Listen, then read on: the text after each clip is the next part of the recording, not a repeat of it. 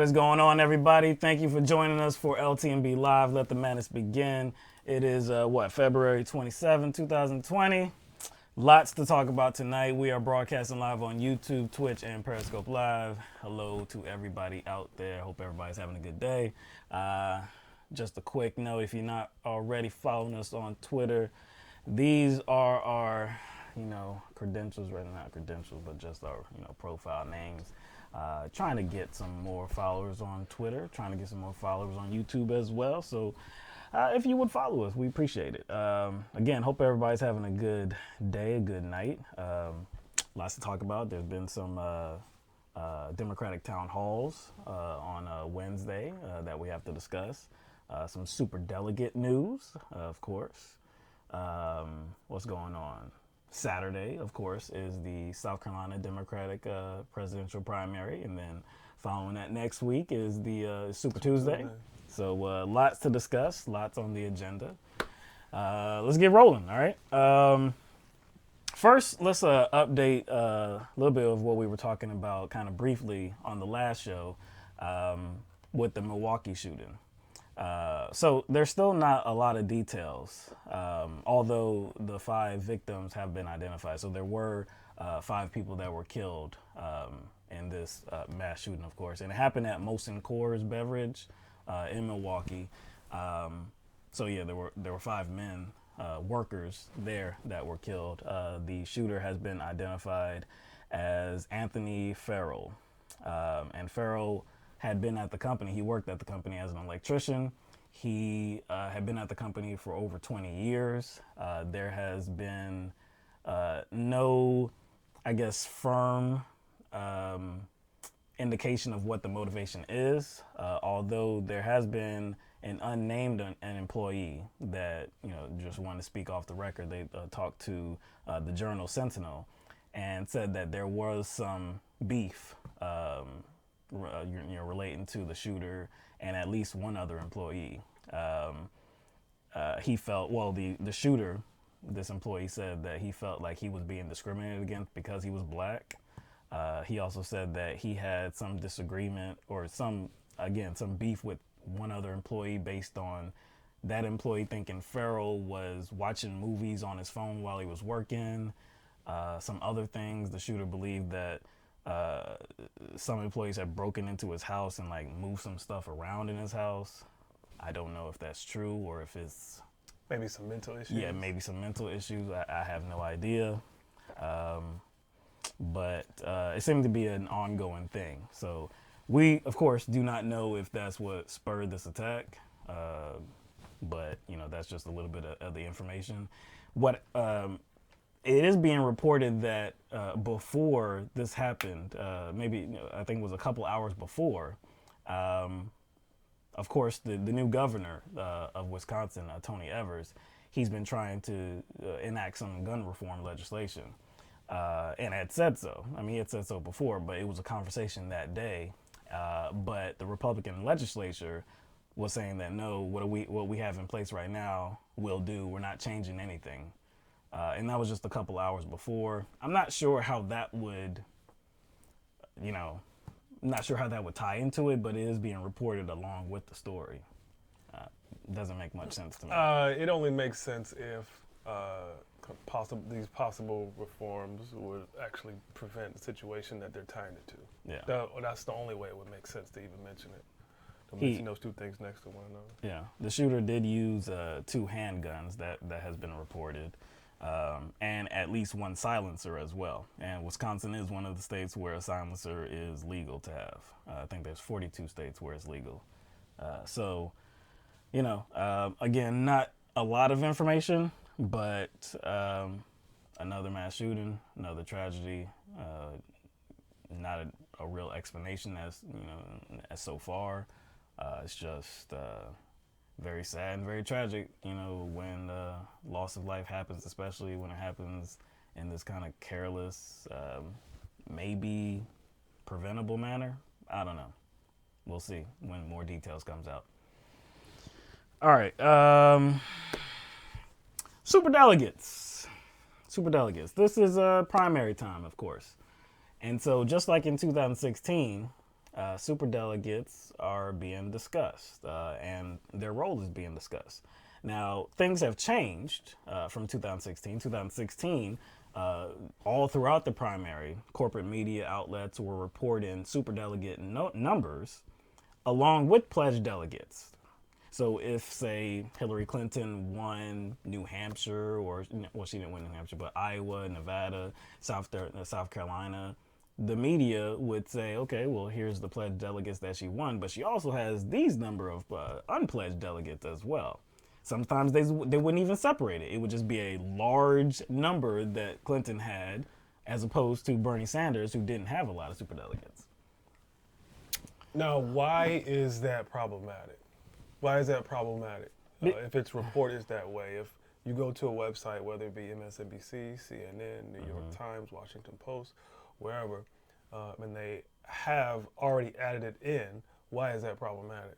Because what you're doing and what you're trying to do, and what I think is probably being done as well, we can't quantify it, but you're trying to shape the race. You're trying to influence people. Now, you have a personal experience that kind of lends credence to that, of how people are influenced by how it's presented. You had a personal experience recently where you were having a discussion with a woman online about superdelegates, and she ended up contradicting herself, because what she shared was exactly what you were talking about, right? Where the superdelegates were added in. Right. Yeah, and that was a conversation we had, or actually both of us had with these particular women yesterday. But yeah, I mean, people are definitely swayed by numbers, and that's why. I mean, think about it. When somebody wins a state, all the media is talking about is the momentum that is built because you win that state. So when you show numbers, it influences people. Like, oh snap, this guy, this woman. Okay, well, it looks like they're on the way to the nomination. They have a pretty substantial lead. So why would I make some other decision? I mean, I guess it's between this person and maybe the next person, but maybe I just need to vote for this person. Especially given that we know that so many people in this country are not really involved in the political process in a major way. So they don't delve into the information like we do. So it's just casual. Yes. Casual. Mm-hmm. So anyway, again, the rules are a little bit different in 2020 compared to 2016. 2016, superdelegates were allowed to be a part of the process from the start to the finish. Now in 2020, superdelegates are not allowed to vote in that first round of voting. Now, if there is not somebody that has the required number of delegates, 1991, after that first round of voting, then that's where the superdelegates can come into play in the second round.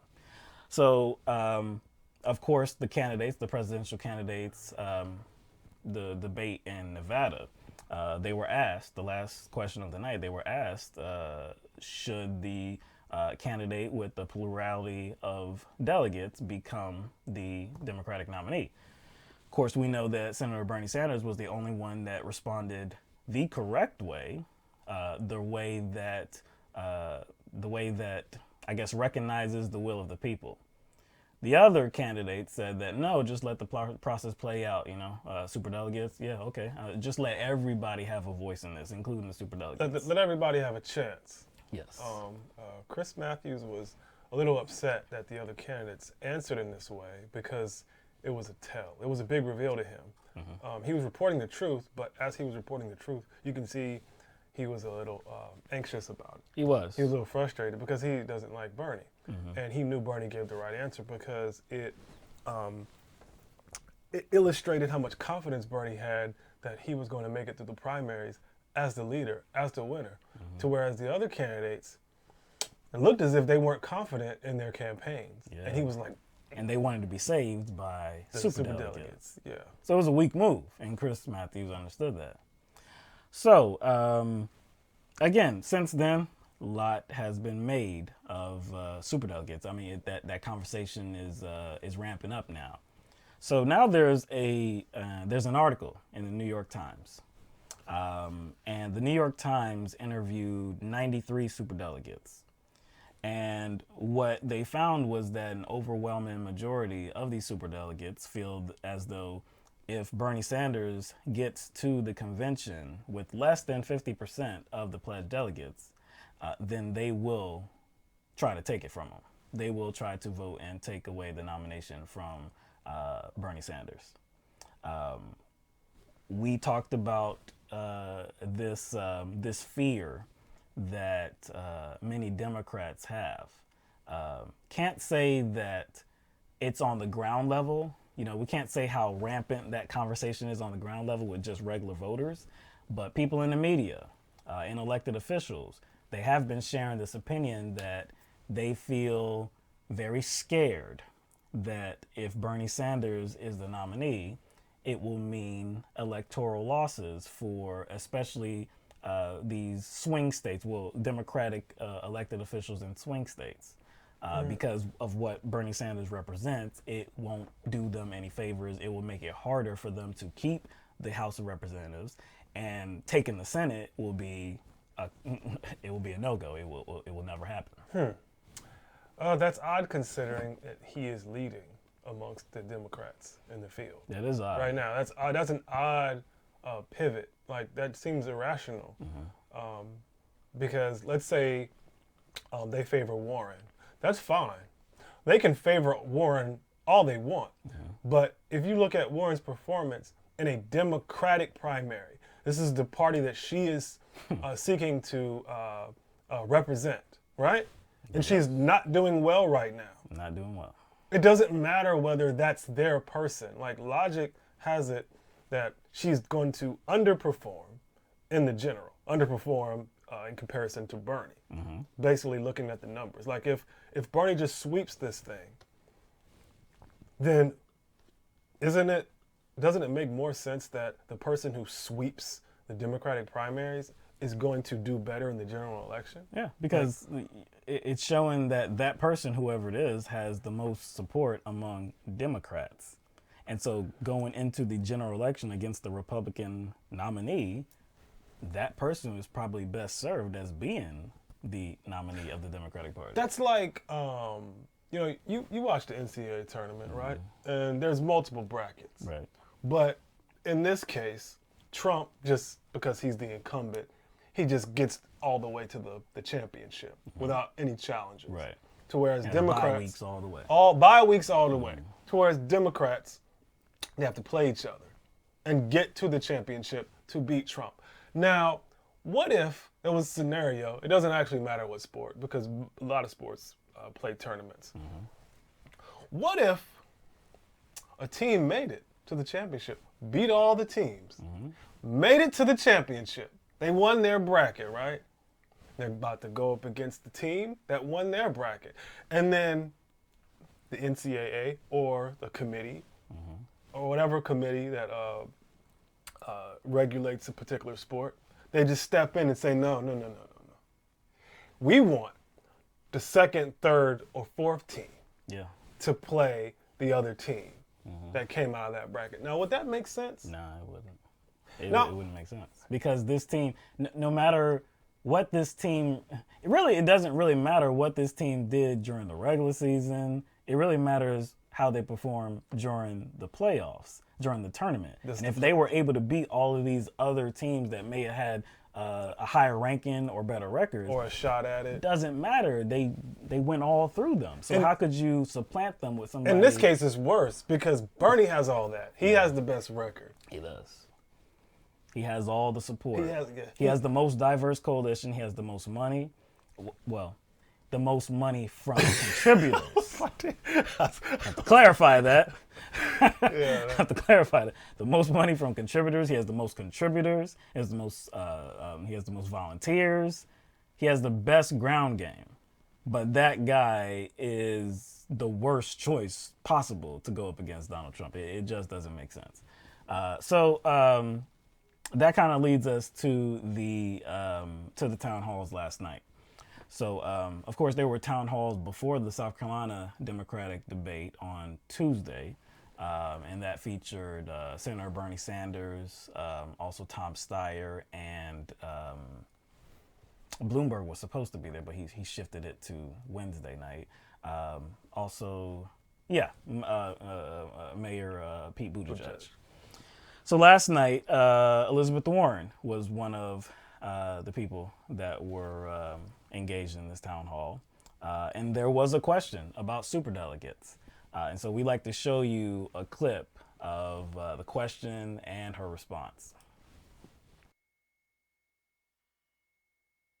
During the Nevada debate, you and every other candidate on the stage, except for Bernie, hello somebody, indicated that the candidate with the plurality of delegates should not necessarily be the nominee. This essentially means the will of the voters could be denied by the superdelegates and the DNC, which is basically undemocratic. And in my opinion, is a bunch of baba booey, to put it politely. Can you explain why the will of the voters should not matter if no candidate reaches a majority of delegates? So you do know that was Bernie's position in 2016? Not necessarily, no. Yeah. He won 22 states, so he went to the convention that was for his Bernie's voters. position in 2016, that it should not go to the person who had a plurality. Okay. So, and remember, his last play was to superdelegates. So the way I see this is you write the rules before you know where everybody stands, and then you stick with those rules. So for me, Bernie had a big hand in writing these rules. I didn't write them, but Bernie did when they were putting together the 2016 platform for the Democratic Convention. Those are the rules that he wanted to write and others wanted to write. Everybody got in the race thinking that was the set of rules. I don't see how come you get to change it just because he now thinks there's an advantage to him for doing that. Number one, Bernie is not seeking to change any rules. The question was about if the primaries turn out this way, should the candidate that has a plurality of the delegates, which would also correlate with the amount of votes they receive, should they get the nomination? That was the question. That was the question. The question wasn't necessarily about rules. The question wasn't necessarily about rules, one. And two, Bernie wrote the rules?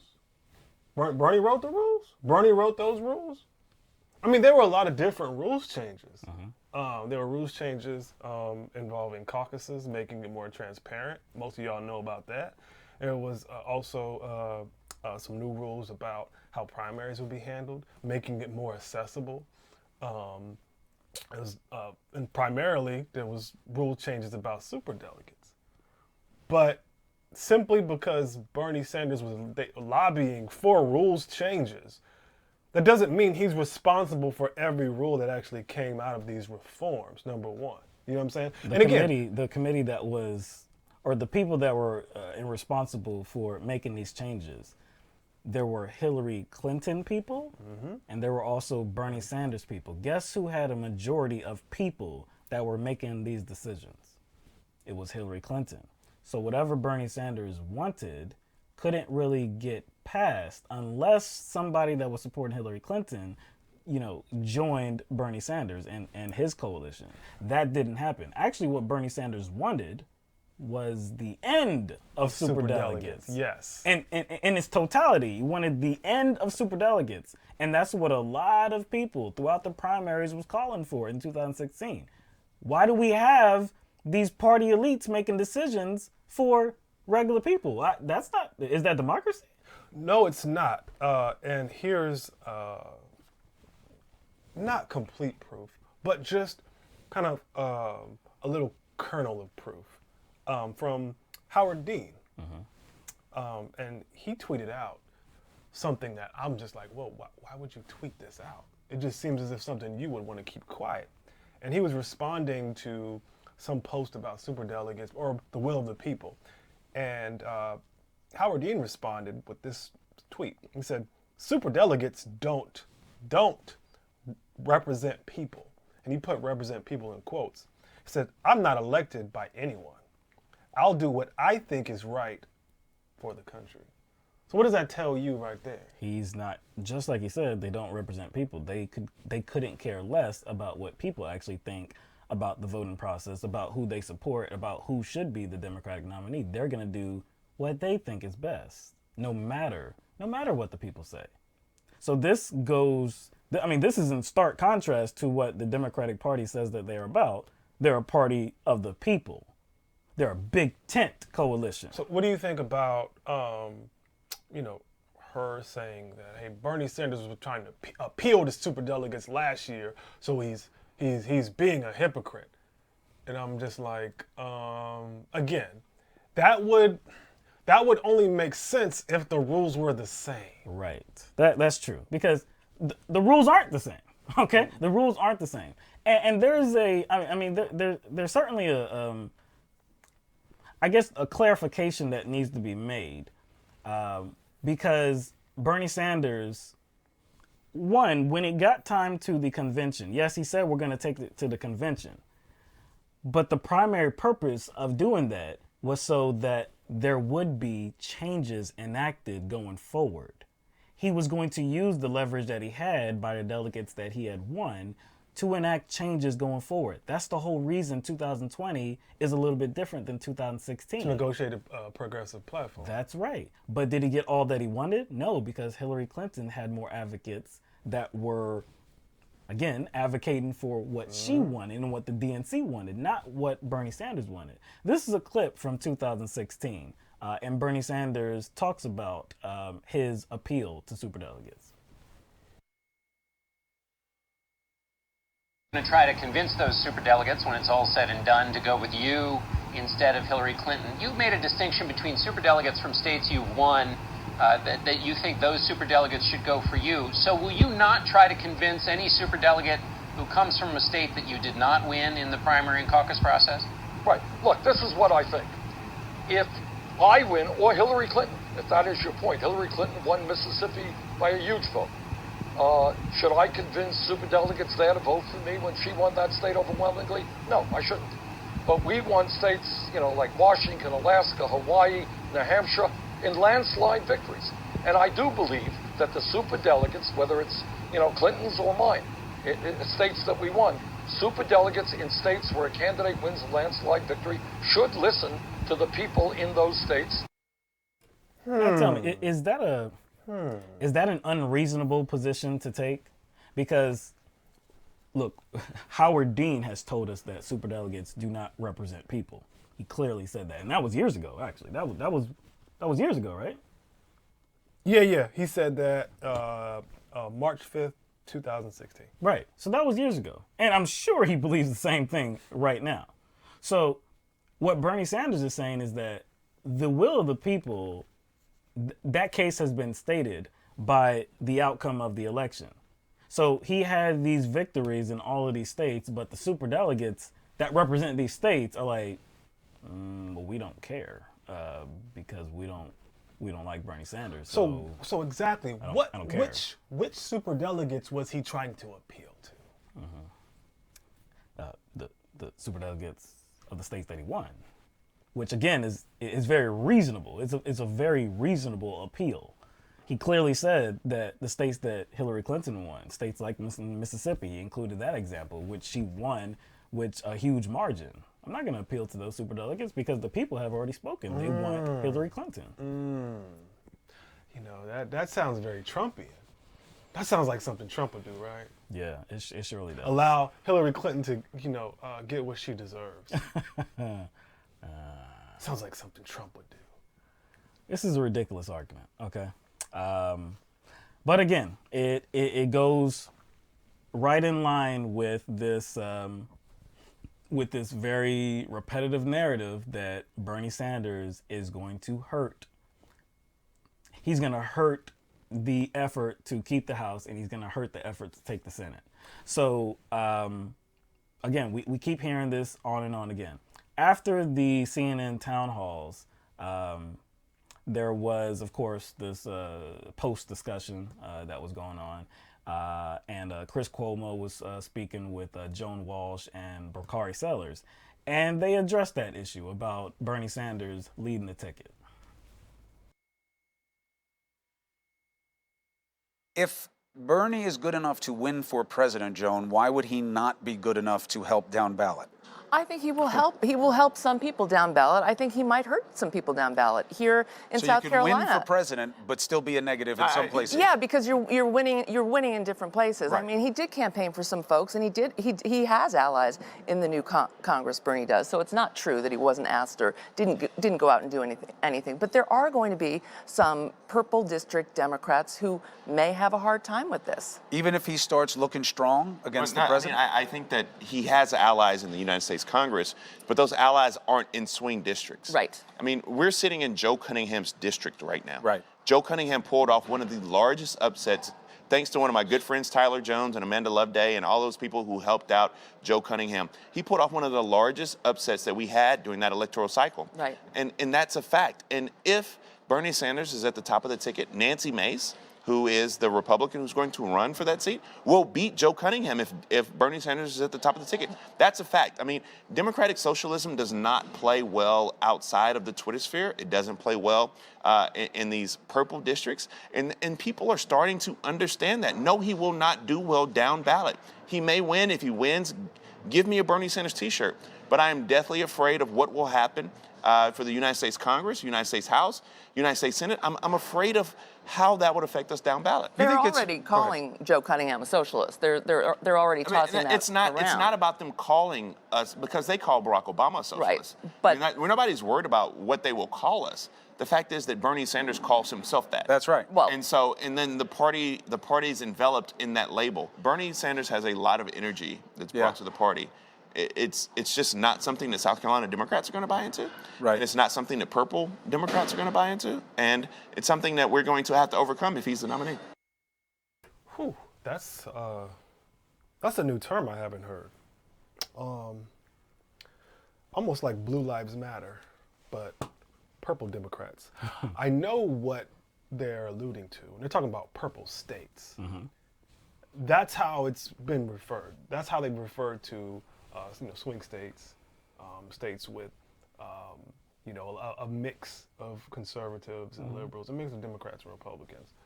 But I really have never heard the term purple Democrats. I've never heard that before. There is no such thing as a purple Democrat. You can say a purple state based on the way it can lean. I mean, it can lean left. It can lean right. Yeah. It can be red, blue. I mean, that's appropriate. But to say a purple Democrat, that would mean that I guess that's a Democrat that would be a Republican or or a Democrat. I mean, like it's almost like it's like similar to like being interracial or some shit. yeah. I mean, it doesn't make any sense. It's but in the You're this sometimes. the and political this- version of that. It's stupid. I know that doesn't make any sense. It just seems as if like it's.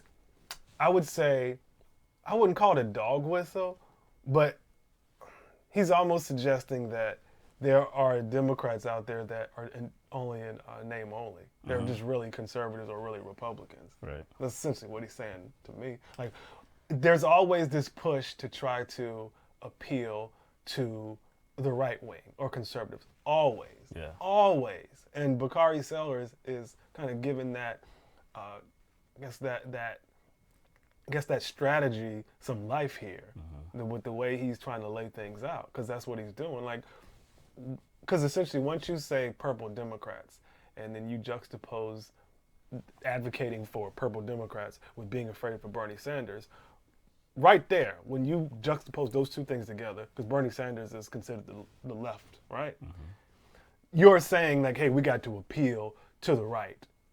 Yeah. That's essentially what you're saying. Yeah. Because if you're using Bernie Sanders as a kind of the villain here, or the fear factor, and saying people, or he should, or we should as a party appeal to these purple people, you're essentially trying to push us further to the right. It's kind of weird hearing not just Bakari Sellers, but virtually anybody will say that progressive policies are being discussed more so now than ever before. And that is attributed to Bernie Sanders running for president in 2016. And so we also know, if you're being truthful, progressive policies are popular. how is it the case that progressive policies are popular, but Bernie Sanders is going to pull the ticket down? It just doesn't make any sense whatsoever. The ticket got pulled down during Barack Obama's presidency. Yeah. Both terms. We went over that the last 2 or 3 shows. So I don't know how they can be so sure of themselves here. I just don't know. I just don't know how they can be so sure of themselves. That's what here. irritates me. The the ability for them to project such a like it's fact. They're speaking it into existence, I guess, but they're saying it as though they already have the proof in the pudding. Like the case has already been made. If Bernie Sanders is leading the ticket, Joe Cunningham in South Carolina, there's no way he's going to win. He's going to lose to Nancy Mace. All these other swing state Democrats, they're going to lose their re-election races just because Bernie Sanders is on the top of the ticket. But we know. We talked about Barack Obama, and under his tenure as president, his 8 years, there were a lot of electoral losses in state legislatures and in the United States legislature as well. He was popular. And he was popular. Not only was he popular, but he did run as a progressive as well, okay? And for quite a time, there were a lot of people that believed that he was progressive, okay? Now, funny thing happened. Funny thing happened, right? Yeah. Bakari Sellers kind of undercuts his point talking about just swing states, but he talks about South Carolina and Joe Cunningham. South Carolina is not a swing state, okay? But he says that Joe Cunningham is definitely going to lose his race. Now, if you are being completely honest, there are Democrats of different colors and different stripes all across this country. Not one there is no one particular set of beliefs for a Democrat. I mean, there's a whole host of beliefs. You can't just center it on one different thing. There's a lot of different Democrats across this country. In 2010, and that was the first midterms under President Barack Obama, guess who was elected to the United States Senate in West Virginia? Joe Manchin. Joe Manchin, the conservative Democrat, was elected in 2010. So how does that relate to Barack Obama, right? Wouldn't he have pulled him down?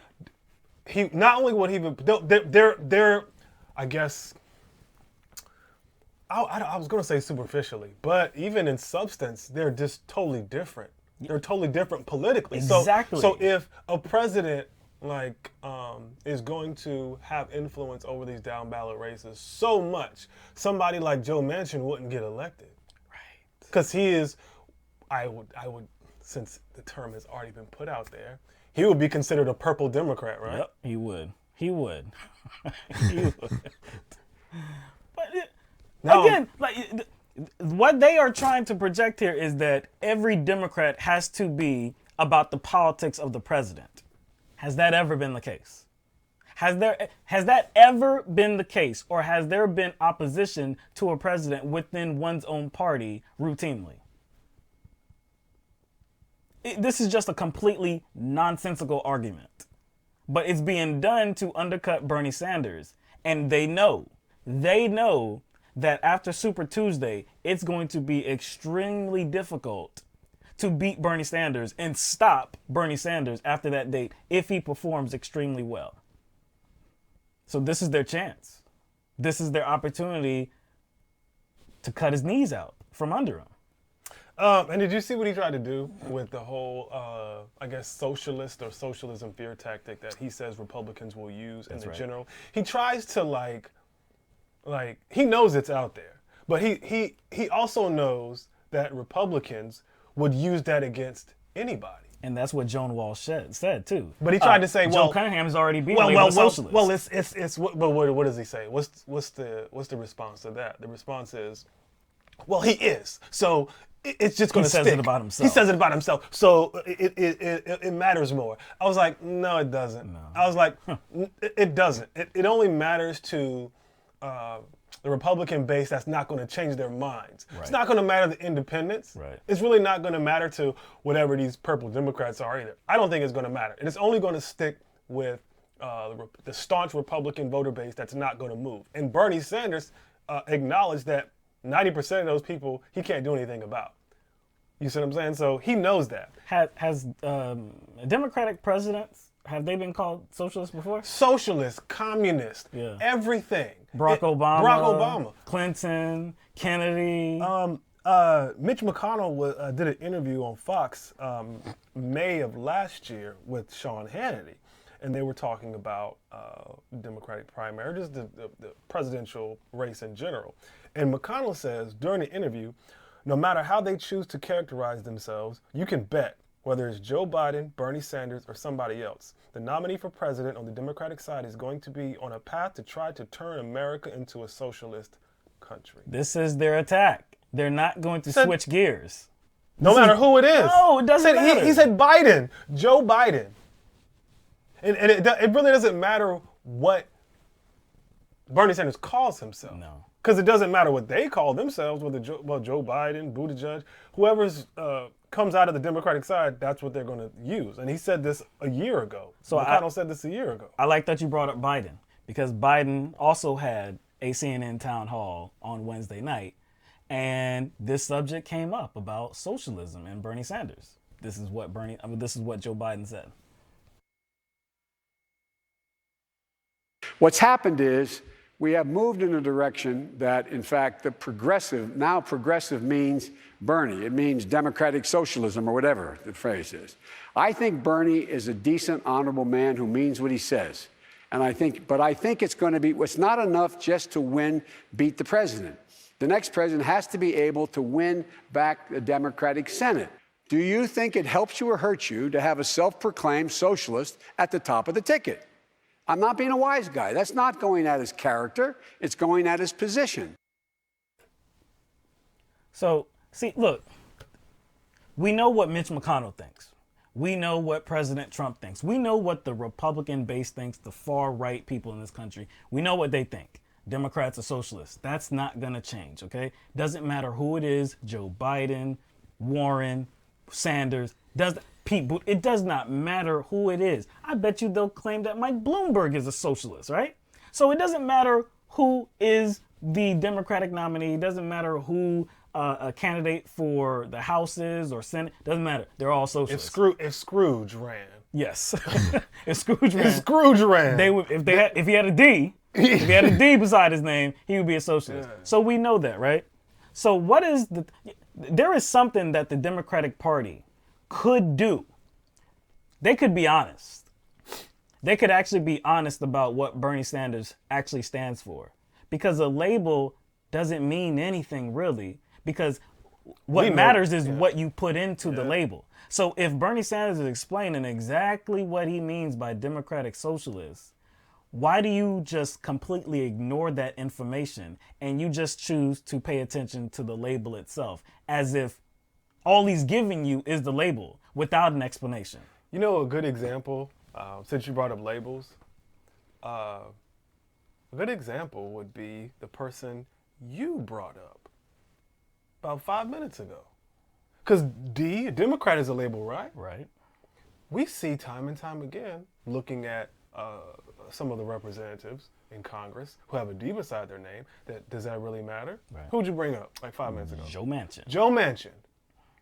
Do any of these Democrats like Joe Biden or Elizabeth Warren or Pete Buttigieg or any Democrat in any state house, whatever, who criticize Bernie Sanders for even having the word socialist as a descriptor for him and his politics? Mm-hmm. Do any of these people ever criticize any of these purple Democrats who lean conservative? No. Do any of these Democrats criticize somebody? I can't remember his name. He's the Louisiana governor. Oh, John Bel Edwards. Then what did he recently do that was, I guess you can characterize as very conservative, very right-wing? Talking about abortion? Yeah, abortion. Yeah.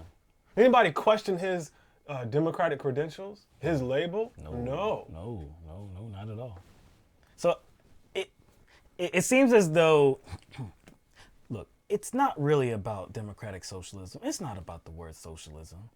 Because like you just pointed out, there are very conservative members of the Democratic Party that are in governorships, that are in the Senate, that are in the House.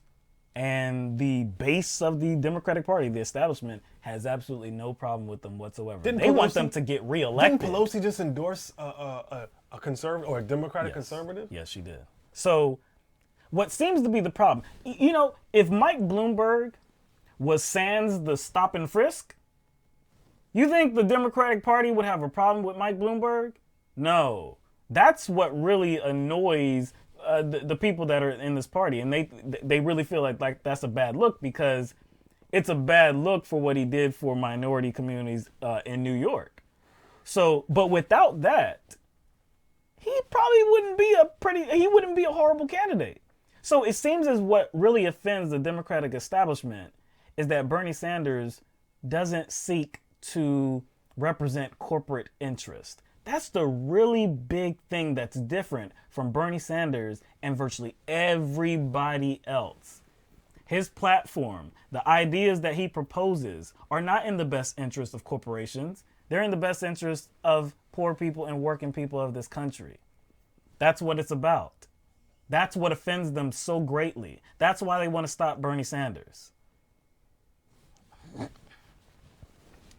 All right, so let's get to another clip during these CNN Democratic presidential town halls. This is going to be Mike Bloomberg. We just referenced him just a couple of minutes ago. Here he is asked what he has done to rectify the damage that was caused by his policy of stop and frisk.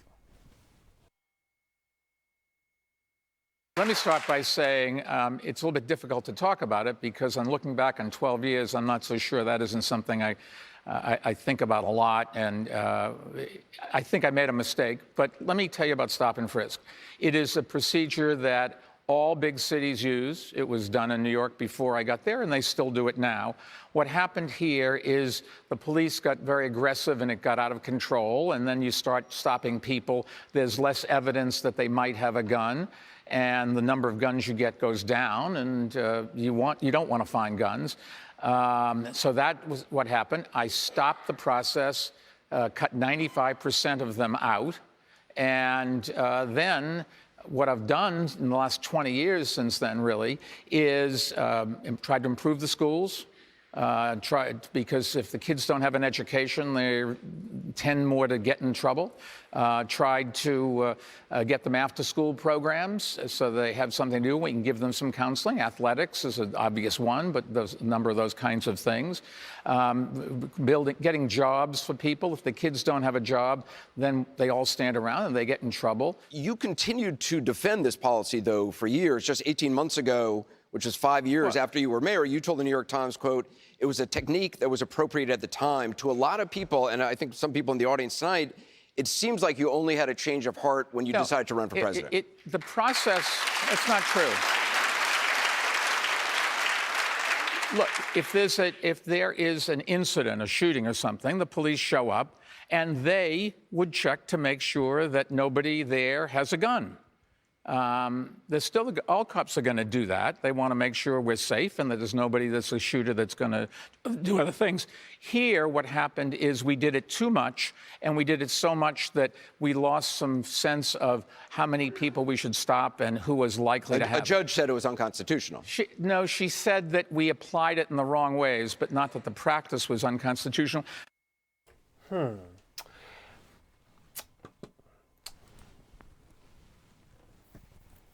Number one, stop and frisk policy is aggressive, right? It's already aggressive. It's already aggressive. So he's making it seem as if like, hey, it's not the policy that's aggressive. It's just the cops got out of hand and just took it too far.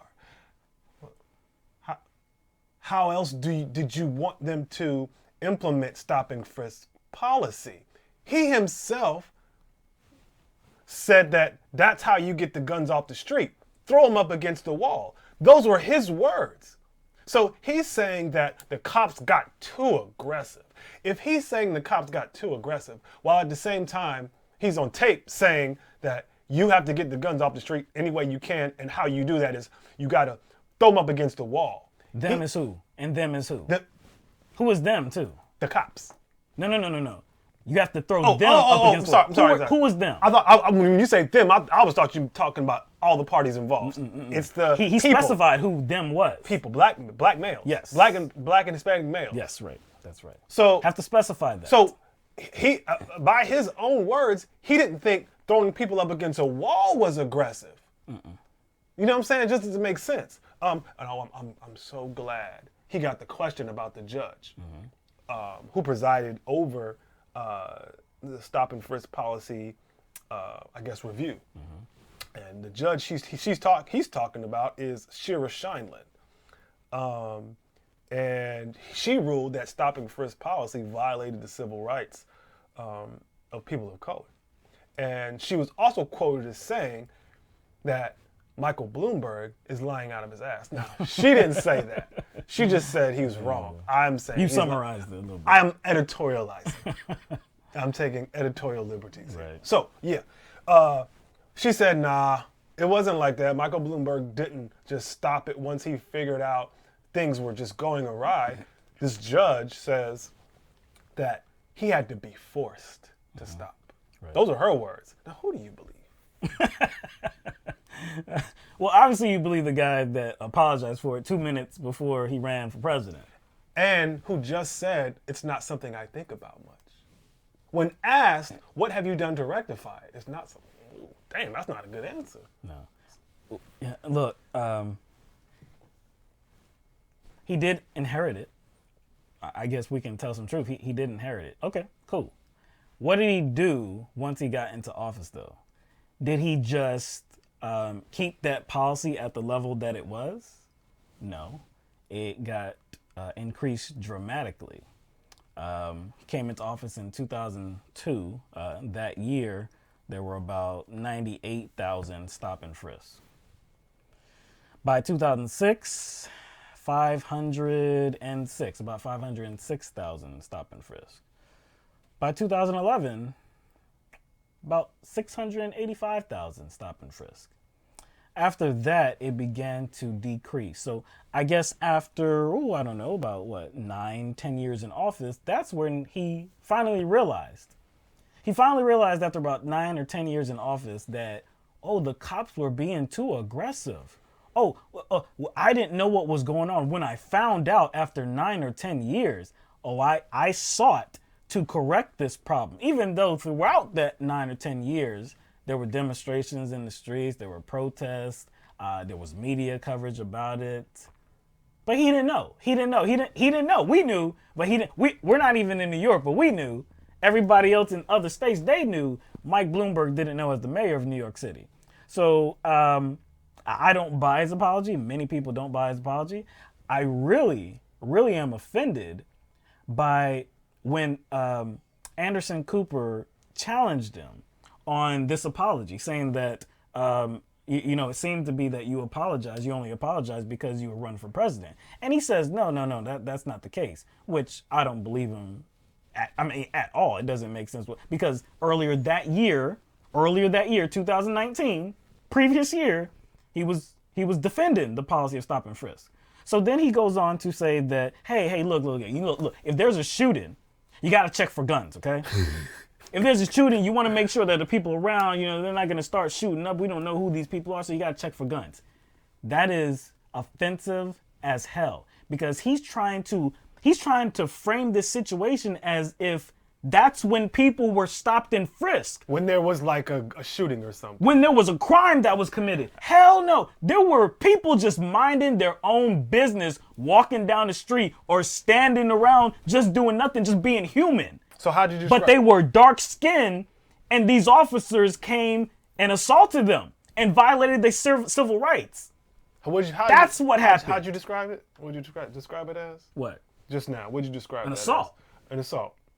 And actually, from a strategic standpoint, a law enforcement standpoint, just in general, that's actually inefficient. Yep.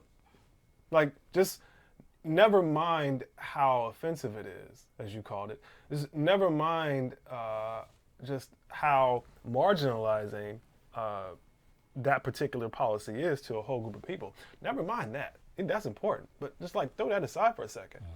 Strategically, that just seems a bit inefficient, especially when something goes down. It does. Like you just don't just randomly, indiscriminately check people. It would seem that they would identify likely suspects and they do that too. Right. Like it just doesn't make sense. No, it's not efficient. Like it's not an efficient policy. If you actually wanted to decrease violence, if you wanted to decrease gun possession, that's not an efficient way to do it because you could not possibly know who or who doesn't have a gun.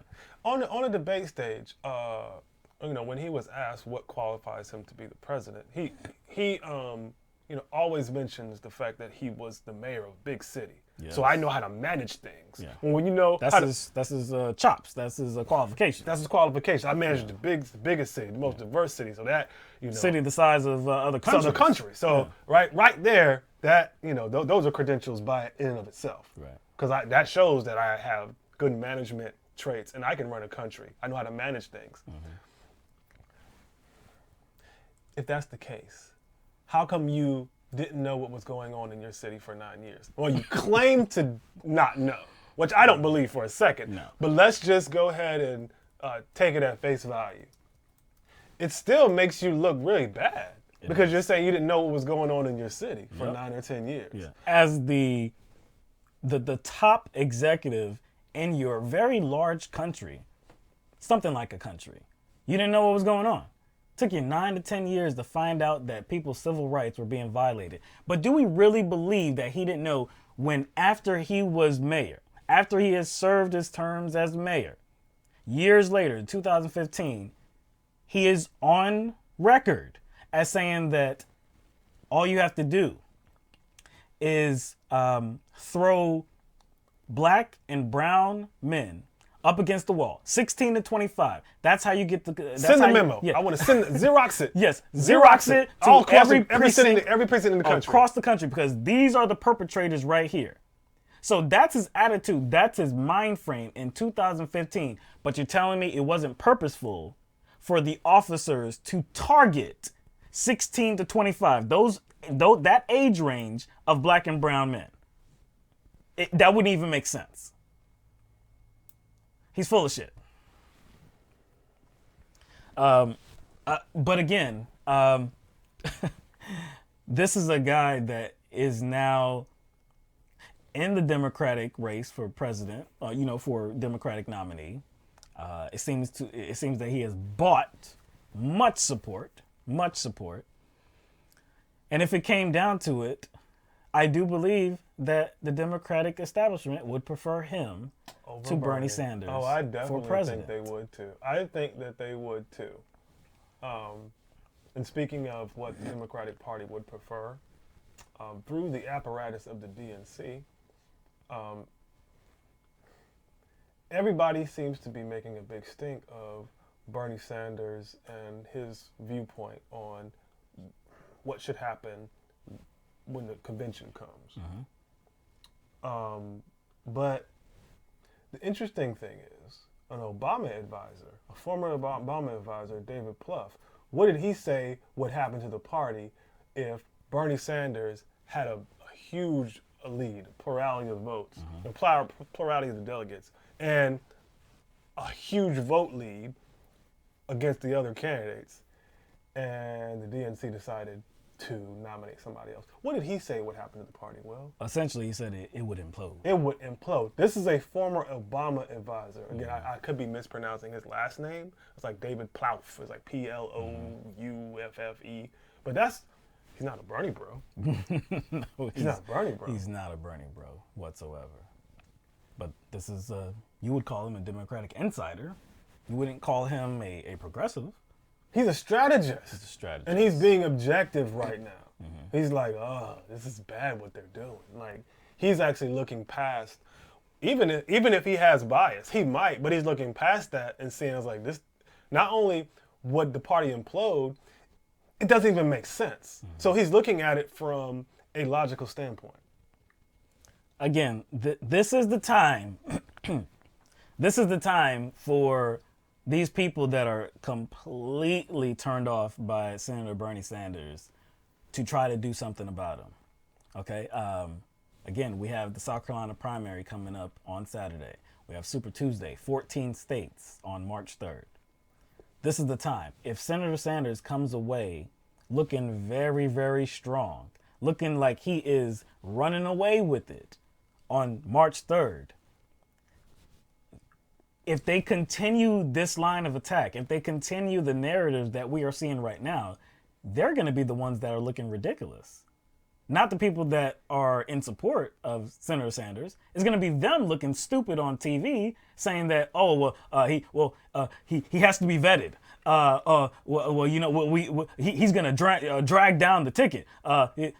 It's not going to make sense because more voters are going to speak. There's going to be 14 states on Tuesday that are going to be speaking. So many of these people on TV, these Democratic strategists, and there's these talking heads, contributors to media outlets like CNN and MSNBC. Yes. Now, if you pay attention, they're saying, "Hey, only 3 states have spoken." That doesn't. Come on. There's 47 other states that have to speak. There's only a small percentage of the delegates that have been allocated you gotta put that on pause. After Tuesday, well, that narrative's gonna have to shift. I mean, you're not gonna be able to say that anymore. That's if Bernie Sanders runs away with it. Right. Now, if there's more parity after Super Tuesday, then they can say, "Hey, it's up for grabs now," and I wouldn't have anything to say. No. Because that's what the numbers say. Right. Because that's how people are voting. So I don't get it. I do like the question. This is not from the previous clip we just showed, but when Chris Cuomo asked that panel with that featured Bakari Sellers, he asked. It was a leading question, but I think it was a leading question that was appropriate about how is Bernie Sanders leading the ticket right now? How is the Democratic candidate who is leading the ticket now not going to be viable during the general? And how is it he's not going to, how is he going to influence viability of down-ballot candidates if he's leading now? So essentially the question suggests, like, what does that say about the other candidates? Like, because isn't this considered a ticket? Yeah. This is considered a ticket. Right. This is the Democratic nominee ticket, right? Right.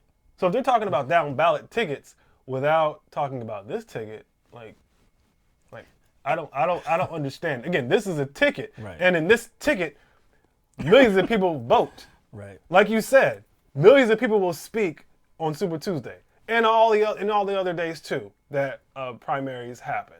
So those are considered tickets.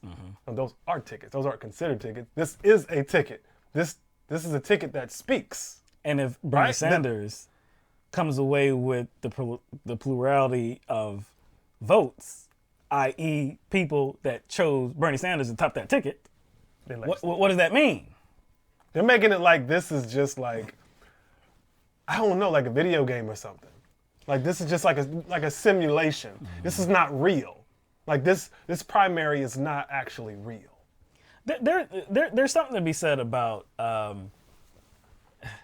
again this long running narrative about how he's gonna drag the ticket down. Let's not be completely disingenuous and act as though in Ohio or Wisconsin or wherever that is considered a swing state. Is there going to be a box where there's going to be a moderate Democrat running and then Bernie Sanders' name is going to be in that box too? It's like you got to choose both of them. Is that what happens? Is that the choice that voters are making? Oh man, so I got to choose Bernie. I don't really support Bernie Sanders. And this guy doesn't, he doesn't support Medicare for all, but if I choose him, then I gotta choose Bernie Sanders. Yeah, I know. That's essentially what they're suggesting. Now, there's also the thing about which runs counter to this whole argument too. People are saying that the number one mission is to defeat Donald Trump. Why would it matter what Bernie Sanders is? That's Why would it matter? Well, then I think you know the answer. I think you know the answer. He wouldn't drag down a ticket because everybody wants to take down Donald Trump at all costs. At all costs. Yes, doesn't matter who the Democratic nominee is. So what does that tell you? It's not really about beating Trump, but even if they say it is, right? It has a caveat. Yep. And what's that caveat? The goal is to beat Trump with a particular person. Yes, a particular person that won't really change the dynamics of this country. That's why the resistance is a fucking joke. Keep saying it. Keep saying it. All right. So again, we're in South Carolina. So the primary is on a Saturday. That's the first time actually that I've ever seen the primary take place here on a Saturday. It's always been on a weekday. Always been on a weekday. I know I've always remembered it being on a weekday. Yeah, but that's good that they moved it to a weekend. More people. Possibly more people will have the opportunity to come to the polls. Again, that was that involved the rules changes because they wanted to make primaries more accessible. Okay. But anyway, so of course there have been some polling leading up to the South Carolina primary. Now, there are still some polls that show that Joe Biden is leading in the double digits over Bernie Sanders in second place. But there was just another poll that was released on Thursday by the Post and Courier. And what that poll showed was that Biden was in the lead. I believe it was within the margin of error, though. He was at 28%, followed by Sanders at 24%. Coming in third was Tom Steyer at 16%, and then Elizabeth Warren 12%, and Pete Buttigieg as 11%. So we've said before that Tom Steyer, this is his state. Not that it's his state to win, but this is the state where we believe he will do the absolute best at. After this, I think it's all downhill for Tom Steyer. But anyway, so look, it does seem that this thing is up for grabs, South Carolina. Mm-hmm. I wouldn't have projected that. I wouldn't have predicted that. I thought 5 months ago, I'd have been like Biden. And I did say that. There's Biden, no way. like by a long shot. By a Biden, long shot, no yes. question. Mm-hmm. Yeah. But things have changed, and as we know, Bernie Sanders has kind of closed that lead. He's closed the lead, and he has captured the most diverse coalition of voters across the country. He has now surpassed Biden nationally in terms of black support. So, whoa, wow. Do you think that might influence voters in any kind of way? No. Because if people notice that Biden is losing support, right, I do think that's going to factor into the decision that they make. Right. It probably will. Usually when you start, tanking. Yeah, like you can climb. You can definitely climb in a race. Like you can come from nowhere and climb and make a name for yourself and possibly come out victorious. No doubt. But when you come from the top and you fall past somebody, started from the top, now you here? Yeah. It's the opposite? Yeah, it's the opposite. It's kind of like Jeb Bush. Oh, gosh. He started at the top. He started at the top. And then he went to Please Clap. Didn't work out too well, did it? So I'm just saying, we don't know what's going to happen. We definitely don't know what's going to happen. Actually, I would still say that Joe Biden comes away with the victory in South Carolina. If I was to lean anywhere, if you had to make a decision, I expect that he's probably going to come out with a victory somewhat, maybe 4 or 5%, something like that. I would say that. Maybe it's larger. Maybe he loses. I would be ecstatic if Bernie Sanders could actually come up with this win. If Bernie's, look, this is real here, okay? If Bernie Sanders somehow, some way, comes out with a win in South Carolina, it's over. The whole thing is not done. Wait. For Biden or for everybody? For everybody. Everybody? It is done. It's a wrap. Go home.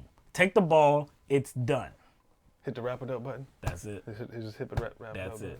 So it might be a tall task, though. We don't know. he has been making inroads. We've even been seeing, some interviews with people, especially, black voters, as to, what their preference is. Of course, there's a lot of support for Joe Biden. He did come away with that recent endorsement by Jim Clyburn. I did see a CNN panel, I think it was just yesterday, and there was some support for Biden on that panel, I believe. But they were asked the question about how they felt about that Jim Clyburn endorsement, and every single one of them said that doesn't do anything. Sorry, I don't care about that. So, and that's what we were kind of, just discussing. How much does an endorsement weigh upon voters, especially when it's so close to the election as well? So there's no way to quantify it. I have no idea. Yeah, I'm wondering how many people at that point were undecided. Right. You know what I'm saying? The point of the endorsement. Yeah. I wonder how many people were undecided, and how many people, like if you were already decided, if you were already decided, you are already leaning a certain way, would Clyburn's endorsement influence you? That's going to push you over the edge? Clyburn? I don't know. I mean, the way I feel about endorsements is that it's a good look. It's a good look for, like, you have this much support. Somebody that has name recognition, it's like, oh, okay, well, I think it's more about validation, actually. I don't think it's about pushing somebody to vote for that particular candidate. I think it kind of validates a person's choice, like, oh, well, see, I know I make sense. See, look, he's supporting him too. She's supporting him too. See, it makes sense. So it's more or less, it makes people who've already decided feel better about their decision. I think so.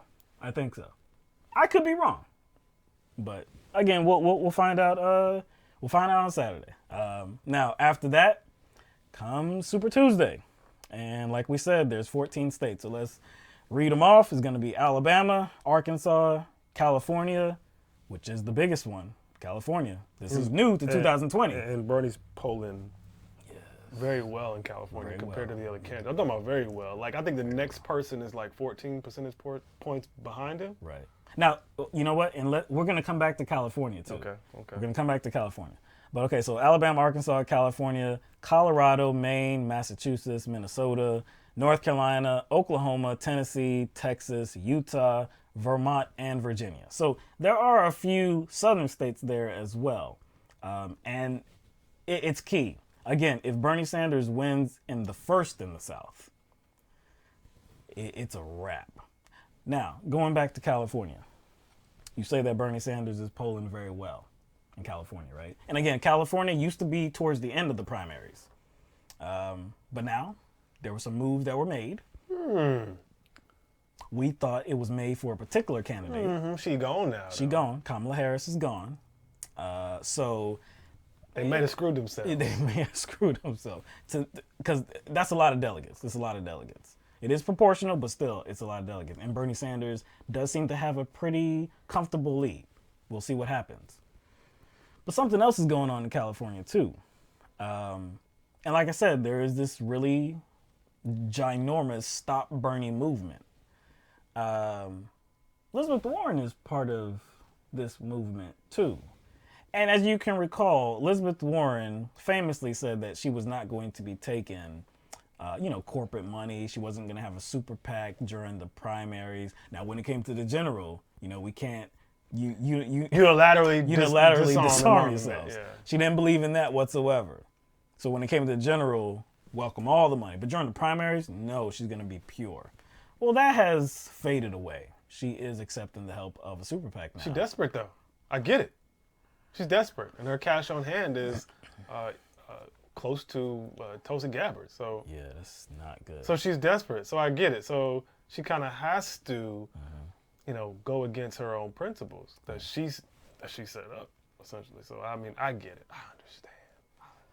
So, but in California specifically, this super PAC that is supporting Elizabeth Warren, they're making ad buys in California, right? Oh yeah, a lot of ad buys. A lot of ad buys. Millions and millions of dollars worth of ad buys. So there was some news that the PAC, it's a Persist PAC that is supporting Warren, dropped a $3.25 million ad in California just recently. There's a report that says that that particular PAC has spent over $5.2 million in total to support Elizabeth Warren. Yeah, she knows that California is big. Huge. And even if she doesn't fare well in those other states, if she can win California, she might be able to push a narrative that she is viable again. True. So it's like, why not put money into those states? Well, sorry, it's not her putting money. You're being too nice. Technically, it's not her. Technically. You know what I'm saying? It's just a PAC that is representing her. They're doing work on her behalf. So it's not her. So whatever. Again, Sanders is polling very well. There is a number of polls where he is doing extremely well. Public Policy Institute of California, that was just a little bit over a week ago, had him 18 points better than the next candidate, Joe Biden. More recent than that, there was a University of Massachusetts poll. Sanders was up, Sanders was up 8 points over Warren. Warren was in second. That's interesting. Yesterday, Wednesday, a poll came out, and Sanders was up 21 points over Warren. So, and with the way Warren has shifted, it seems as if Bernie Sanders is the main target. Yes, she is, going after Bloomberg, but she's going after Bloomberg in a way that anyone could. Yeah, it's an anybody can easy do that. target. So to me, that's not surprising, but she's going out of her way. Yeah. Not only is she going out of her way, she's lying too. She's lying I too. think that should be included. Yeah. So she knows who her competition is. Now, how much these ad buys are going to impact the voters, I don't know. I just don't know. Is it too late? Is it too late? Can she make up this much ground? She's down by so many percentage points. Can she make up ground? I mean, you're either one, trying to pull support away from Bernie Sanders, or two, trying to get those people that are undecided and who are trying to make a decision between you or him. Like, are there that many people left? Number one, the first thing ain't happening. No. The first thing is not happening. The second thing, where are these people at? Yeah.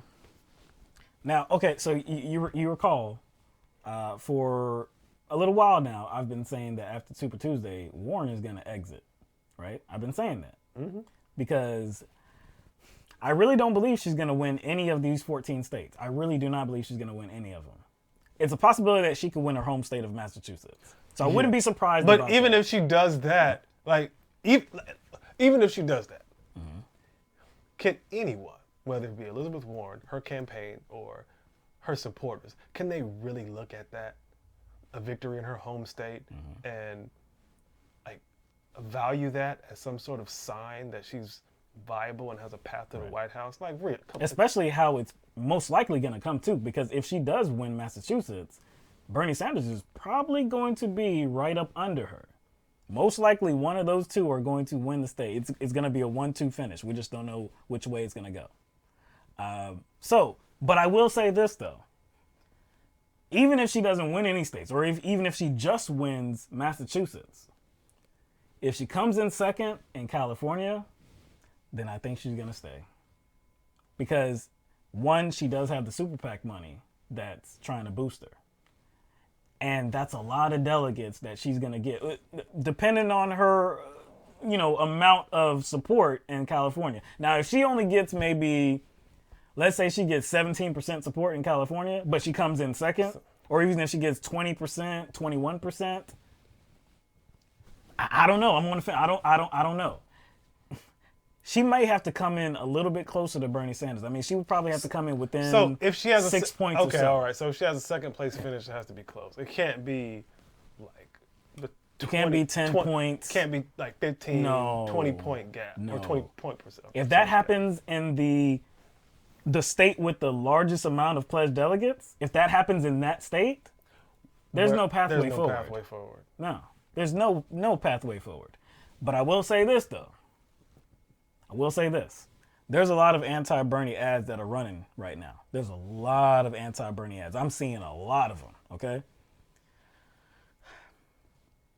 Is the goal just to have as many candidates in the race until the convention, no matter if they have a pathway forward or not? I think, like, that's the narrative that most Bernie supporters believe. And that was my inclination. Like, as soon as this thing started with 85 candidates. That's right. It keeps changing from 100, 11, 485. But it was a lot of candidates. And that was my inclination from the jump. Because we couldn't figure out, like, why are they running? Yeah. Like, that makes sense, right? Yeah. So again, Super Tuesday, you said it before, is going to clear up a lot of things. It's going to create a clearer image of what's really happening, who has support, who doesn't, who does not have a pathway forward. And if after Super Tuesday, it's clear who does not have a pathway forward, but they continue to stay in the race, then we're going to know. Then we're going to know what the objective is here. We're going to know the objective is to make sure that Bernie Sanders does not reach over, or at least 50% of the pledged delegates. They done made a deal. Yes. They done made a deal. So we talked about Minnesota before too, okay? And we talked about the polling in Minnesota, okay? So Amy Klobuchar feels as though she is definitely going to win Minnesota. I have my doubts. I definitely have my doubts. Minnesota is a caucus. And we know that in 2016, of course, Bernie Sanders performed extremely well in caucuses. But you can say that he performed well in primaries too, just depending on what the state was. Now, Klobuchar, again, it seems like she's leading in the polls in a few different polls. I don't know that I've seen a poll from Minnesota where Sanders is leading. Now, in 2016, Sanders won the Minnesota caucuses by a very comfortable margin. I think he got, over 60% of the vote over Hillary Clinton. And now, we all know what kind of perception Hillary Clinton has amongst most of Democratic voters. Yes. And it was good. Yeah. It was good. Like, you got to be honest about that. Yes. Like, she was considered the queen of the Democratic Party. She was. But where I want to go with it, though, is her politics. Hillary Clinton's politics were not Bernie Sanders. If you were going to compare, like, Hillary Clinton to either Sanders or Klobuchar, you would put her with Klobuchar. Correct. So I just have look, I'm not a seer. I don't know what's going to happen. But it would surprise me, coming off of 2016 to 2020, he doesn't win against somebody like Klobuchar. I know Klobuchar is from that state. That's her home state. I get it. But is that enough? Is that enough? If that... I'm just not so sure Amy Klobuchar is going to pull that out. I am sure she's going to drop out. But you just don't know if she's going to pull that one out. But, again, you know what? And, I might be totally wrong about everything, because the one thing that I did say I'm sure of is that Amy Klobuchar was going to go. Again, if the goal here is to hurt Bernie Sanders as much as you can by keeping him from 50% of the pledged delegates, then Amy Klobuchar will stay in. She's not going to win 2 of these states. She could possibly win Minnesota, maybe. She's not going to win 2 on Super Tuesday. She's not going to win South Carolina. If that happens, we know that there is absolutely no pathway forward. She came in 5th in Iowa. She came in 3rd in New Hampshire. She came in 5th? No, 6th. She came in 6th? Well, wasn't she? Didn't Steyer do better than her? I can't remember the final total. Damn. She came in horrible. She came in Nevada. I don't know. Did she come in? Let me pull that real quick. She come in.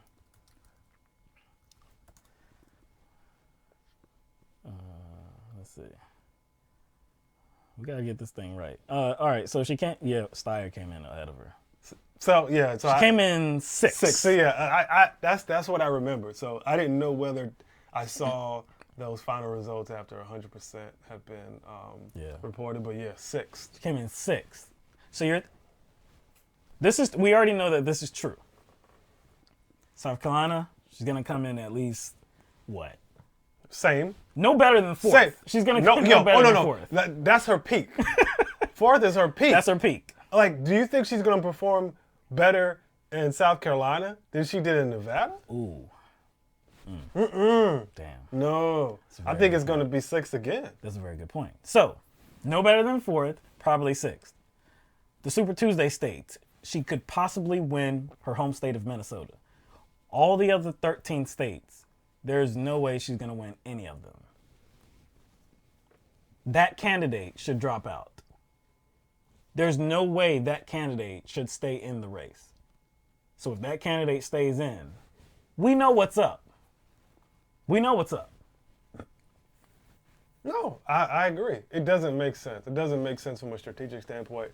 It doesn't make sense from a campaign fund standpoint. Like, why would you waste the money? Why would you do that? And not because you're wasting people's money, man, to push forward a campaign that has no chance. And people know you ain't got no chance either. But you're trying to convince them that you do. That's what Warren's doing right now. That's what Warren's doing right now. That's why she was pleading for money in that one ad. I mean, they all, they all plead in some cases.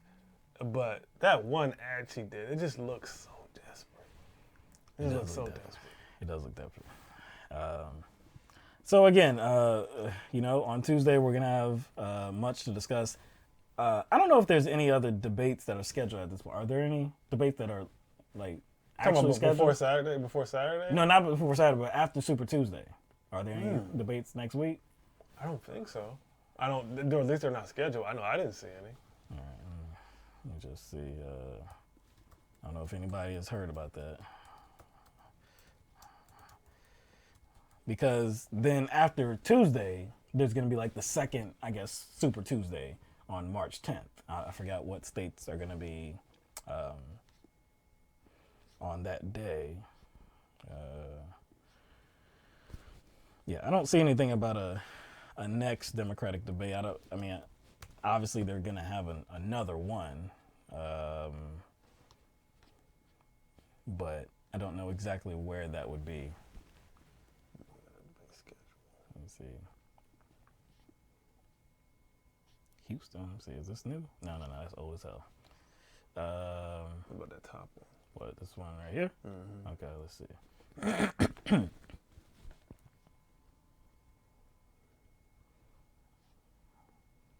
I hate these. No, you got a damn. I just tried to. All right. Trying to get you some information here. All right. Upcoming debates. March 15th, CNN Univision debate. So I don't know where that is. It doesn't say. Let me see. Okay, here we go. Phoenix, Arizona. Okay, so March 15th, Phoenix, Arizona. Actually, that's going to be after that second Tuesday. Yeah, it's going to be after that second Tuesday. So we're going to have South Carolina, Super Tuesday, another Super Tuesday-ish event, and then we're going to have the next debate. So we don't know what that next... I'm telling you, man, if I see 6 candidates on stage for the next event... Something up if you see 6 candidates still on that stage after the second Tuesday, after the second Super Tuesday. If 6 candidates are still on that stage, you know something's up. It should be, to me, it should be at the most 3. At the most 3. No more than 3. At the very most 3. Really 2. It probably should be 2 at that point. It should be 2, we're just being generous. Very, very generous. Very diplomatic. If there's 3, we'll be like, all right, okay. If there's 3, it will probably be Biden, Bloomberg, and Bernie. I was gonna say Warren, but I was like, nah. If it's 3, it's 3, yeah. If it's more than that, you know what's up. So again, on Tuesday we're gonna have a lot. Well, it depends because of course, we start the show at 7:00. That's when a lot of these precincts are gonna be closing. So the news is gonna be trickling in. I don't know how much information we're gonna have by the time we close the show, but it's definitely going to be something to discuss. Next week actually. And we might need to forego Thursday and just Tuesday and Wednesday maybe, because there's going to be a lot of information on Wednesday. It's going to be a lot to sift through. It's going to be a lot to sift through because it's a lot to sift through when there's just one state. Yeah. Sometimes they're not, reporting 100% of the precincts until like 24 hours later. Right. 24 hours. Like after the precincts close. Right. And there are going to be some caucuses. Minnesota, again, that's one of the caucuses. I don't know of any others. I lose track of what's a caucus and what's a primary. I'm not sure, but we will see, man. We will see. So look, we're gonna. You have anything else? No. Okay. All right, so we're going to open it up for calls now because we realize we haven't been able to hear from people in a little while now, and that's been because of the debate schedule and, and of course, when we have to go through the debate, we have a lot of clips to go over. Unfortunately, last night. Yeah, those of you who were, watching the broadcast last night, experienced some interruptions because somehow YouTube was flagging some of our footage that we were using as copyright material, which is bullshit. Completely bullshit. And not only did they do that and interrupt the stream multiple times, but as I alluded to, before we got off the air last night, I wondered after processing what was going to happen, and they sure did take the stream off. And you know what is even whacker? That there are other channels that are using footage and their videos are not blocked. Yeah. I have a strange feeling that maybe the channels that are allowed to run that footage are affiliated with some major news network. I'm not going to name one, but I know that there is a progressive network where the host is a contributor or to MSNBC. And he's invited on sometimes, not all the time, but when they need a progressive voice, they invite him on. On their channel, they used footage from the debate. Really? Yes, they did. 3 or 4 separate videos, and they're not blocked. Well, we're gonna test it. We're gonna test it because I didn't have time to do any clips today. Just caught up with a lot of things, but this weekend definitely gonna get to it. So we are going to clip some videos this weekend and put them out on YouTube. And so we're gonna test it. We're gonna test to see if they pull them down. I tell you what, though. I tell you what, if they pull them down, we telling on people.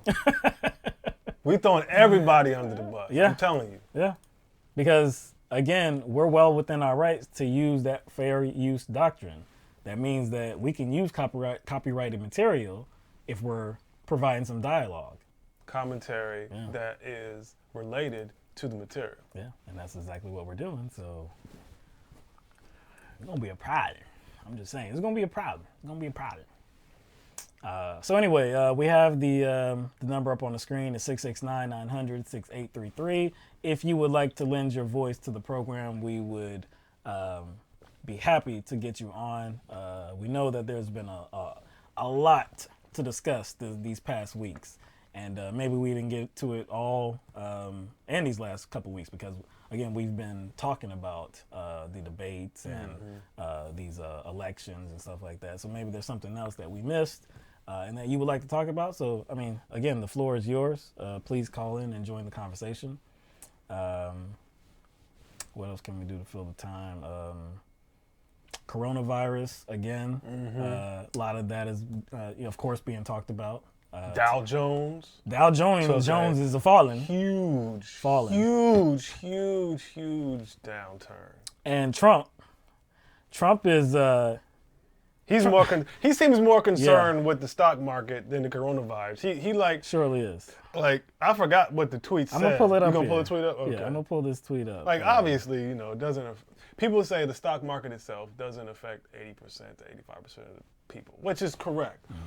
Not directly though, because what do you think is going to happen when all these investors, all these corporations, all these CEOs see that? Where do you think they're going to start making cuts? What do you think they're going to start to do? They start to, you know, hoard their wealth. They start to collect their wealth.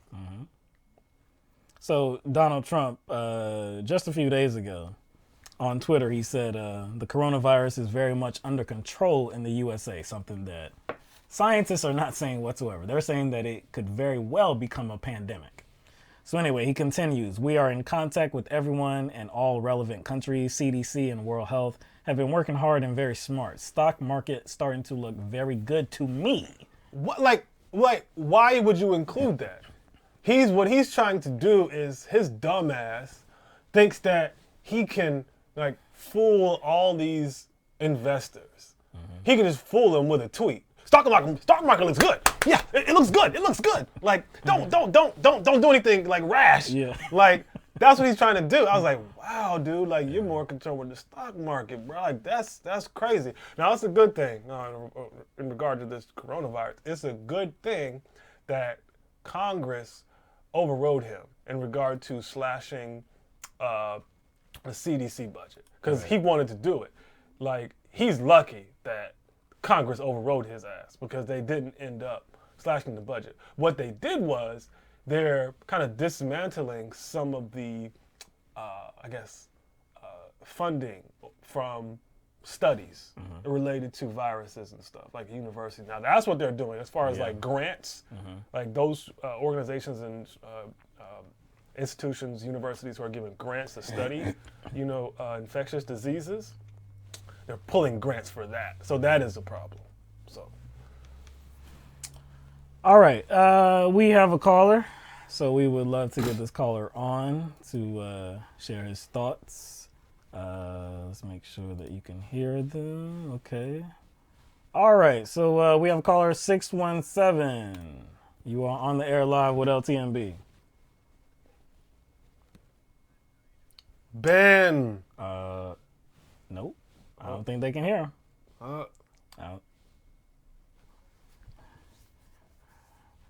I can hear you. We can hear you, but I don't think they can hear you. Let me confirmation. Can anybody hear Ben? Can't hear. Oh, this doesn't make any sense because the last time we took calls, nothing changed. We haven't changed anything on the software, so I don't. This is out. This is all right. Pilot. Go ahead, say something else. Oh gosh, man. Boy, this this really isn't. I mean, we're not paying anything for it, but I mean, it's still. I don't think it's a low budget system. I mean, we're using Zoom. Let me see if anything changes. Let me check the. Sorry for the technical difficulties, Ben, and everybody that's listening in. All right, let me just check the audio. Same as system. Second microphone. Test the speaker microphone. No, that's not what we want to do. That's not what we want to do. No, yep, that's what we want to do. Nope. That's not what I want to. Okay. Audio settings. This is exactly what we want here. And it's not working. All right, say something else, Ben. Audience.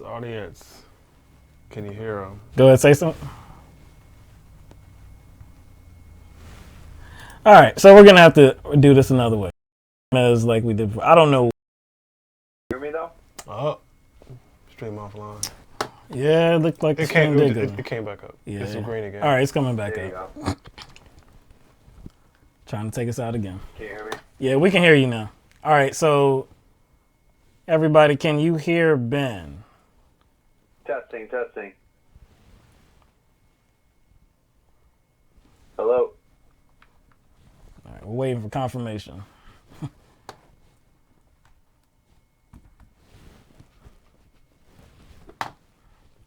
All right, now they hear All right, you. he said finally. All right. There we go. Sorry about that, Ben. It's good to hear from you. Yeah, good to hear from you guys too. I'm enjoying the show. Great job as always. I had a couple of quick points I wanted to share with you guys and get your take on it and give my opinion too. I thought I'm sure you guys already hit on this, but Buttigieg talking over Bernie was just completely obnoxious. Correct. So he goes from being like a wine cave dude who's supposed to be really cool and have all his manners on lockdown, and then and then he's by far the worst behaved at the debate. Talking over Bernie like that was an embarrassment for the entire party. It made us look like amateurs. And I would like to say that it made Pete look worse than anyone, but it really just didn't. I mean, it made everyone look bad. Oh, you're right, because even Trump tweeted about that. Trump tweeted about it. Yes, he did. Yep, he tweeted about it too. He's like, it was all so chaotic, and this is the party you want leading? And I'm like, damn, y'all, see. But it's Bernie.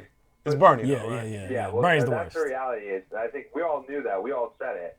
We said that they would rather have Trump again than Bernie. And so this whole time, everyone the Nancy Pelosi, while she's ripping up her speech and not going to bat for DACA when we had them on lock, we had them in the position strategically that we could have gotten DACA done, but instead, they just let everything go. So she tears up his speech. That's except Bernie, that leaves you with only the status quo. So whether you're a centrist Republican or you're a centrist Democrat, that's the only answer. Can't be Trump, can't be Bernie. So if it's anyone but Trump, we were all kind of on board with that. Like, yeah, I don't want to vote for Biden, but I'll pinch my nose and vote for Biden. No problem. Like, you can count on me to show up. But now that it's our turn to say blue no matter who, everyone's vanishing. And we all knew this was going to happen. That's why we were all the Bernie bros and gals, but we're all Bernie bros. We were all like, yeah, vote blue no matter who. That sounds really convenient right now. And let's see how it looks when Bernie takes over. And now you see they're basically coming out, stabbing him in the back. Everyone from Chris Matthews to Chuck Todd does it every single night, where he just poses what the Republicans are going to say, what the centrists are going to say. If we lose one or two congressional races because Bernie's on the ticket, I'm not too worried about that. Especially where everyone's acting like Florida's the biggest concern. But of course, Barack won Florida, but Hillary did not. So, yeah, that's kind of what I'm thinking. I saw somebody. I don't know who it was. I believe it was on Twitter. I'm not sure, but make the point that the people on the left, voters down the left, progressives. Of course, we are always appealed to by saying, hey, you gotta, it's time for unity. You gotta support the nominee. It's time to get together. Get behind the nominee. Hey, we gotta take down the more dangerous option. Okay. All right. Now, for years, every single cycle, that's what we do. In large proportions, that's what we do. Now, of course, there are always some people that say, no, I'm sorry, that's too far for me. I'm going to stay at home. I'm going to vote for the Green Party candidate. I'm going to write in a candidate, something like that. But for the majority of people, they vote for the Democratic establishment candidate. Time in, time out. Now that there is possibly going to be somebody that's actually promoting a system that is they say never Bernie. We keep seeing this on Twitter and on Facebook, everywhere. Never Bernie. No, I can't vote for Bernie. No, that's a bridge too far. How could Bernie be a bridge too far, but the ultimate goal is to stop Trump at any cost? Well, see, I never believed in the vote blue no matter who myself, but Like, I never believed that it was a genuine mantra. I never believed it was a genuine mantra because the people who are saying it also had never Bernie. Right. Usually in their doggone Twitter bio, or they would tag any Twitter post with never Bernie, political Twitter post. So There's a contradiction. there's a contradiction. So I always knew it was bullshit. I always knew it would come to this. I always knew they would create some kind of excuse, and they are doing it. They're creating every excuse in the world. They're trying to kind of. And wasn't it funny that not too long ago, Joe Biden said he was the most progressive person who was running or who would run. He is the most progressive. And Pete would say, we're all progressives. Now, all of a sudden, now they're all centrist. So it went from being like, hey, there's no difference in policy between any of these candidates. Look, like, sure, Bernie's offering you Medicare for all, but Pete's offering you Medicare for all who want it. And Pete trusts that if the American people want to speak and have their voices heard, he will respect that. But then instead, now he's all shaky and scared because he thinks, that, we have to worry about losing the House and the Senate. And I have to say, that's their best attack yet. That's their best attack yet. And I don't see any truth to it, but I can see how it would scare some people. But if we can get out of the primary season with a win, I mean, I'll take that. And then as far as the convention goes, I think it's just going to be complete chaos. I think none of us really understand the rules well enough. I mean, speaking, sort of out of turn on that, but I don't think that the public in general knows nearly enough about how the rules work. And what I've heard recently is that on the second ballot, not only do 500 superdelegates go into play, but similar to like a caucus, all the original pledge delegates can go and vote for whoever they want as well. Yeah, after the first round, and nobody reaches 1,991 delegates, all delegates become unpledged in that second round. So like, I can see Bernie. We all know Bernie's delegates are hardcore and have made up their minds a long time before, and I can't see them like bailing out on him. But like, are Elizabeth Warren's delegates all going to like go to Mike Bloomberg? I mean, wouldn't they be more likely to go to Bernie? I don't know, but the last time I looked at the list, there was a fair amount of superdelegates who are no-brainers for Bernie, like people like Nina Turner and Ro Khanna. Right. But then, you got the flip side of it. You got people like John Podesta, Donna Brazile. It's just the worst possible, completely unnecessary reason to do it. So it's going to show that, we all take like this bit of pride in being Democrats, or at least the Democratic meaning. I don't like the Democrats because I was always more progressive than the Democrats, and I felt like they weren't representing me. So I'm not really proud to be a Democrat. But, I think we have to kind of take this, like our kind of like glass of shame, if you will, that how terrible is our party that this is what it comes down to. We're going to let superdelegates decide. The Republicans don't do that, but we need to do that. Well, see, look, so, this is the opportunity for them to make that case, because every single one of the other candidates wants to stay in the race right now. So they will sell this idea that, let the process play out. Let the process, we're going to continue to the convention. We don't know if that's actually going to happen. And again, if it does, we know what's up. But going forward past all of these different state primaries and caucuses, if it begins to become more and more clear that Bernie Sanders is the best positioned candidate to take on Donald Trump, and that's according to polls, and that's according to election results as well. If that becomes the case, then I guarantee that voters, even voters that are supportive of other people, they are going to be looking at the party. They're going to be looking at the party like, are we seriously going to do this? Now, I know, really establishment centrist voters for somebody like Bloomberg and not Mike, but Joe Biden. Some of them are going to be as, I guess, uncompromising as possible, and they're going to want their candidate to go to the convention. They're going to want to steal it from Bernie. But as David Plouffe said, this is going to rip the party inside out, and it's going to be a long time before it recovers, if it can recover from that. So again, it's easy for them to say it right now because we've only had three states that have made their voices heard. After Tuesday, there's going to be 15 more. Are they still going to be able to make this case after that? It's easy to do it right now because we're before that point. But after 15 more states have made their case, are they seriously going to say the same thing that they have been saying? Yeah, we're going to take it to convention, even though I have no possible way forward. I don't know about that. And the names that are starting to show up, which I know these aren't like official party names, but this is totally what Tom Perez is stuff. They're like, is it Adam? Do we call Adam Schiff up? Do we bring Hillary Clinton back out at the convention?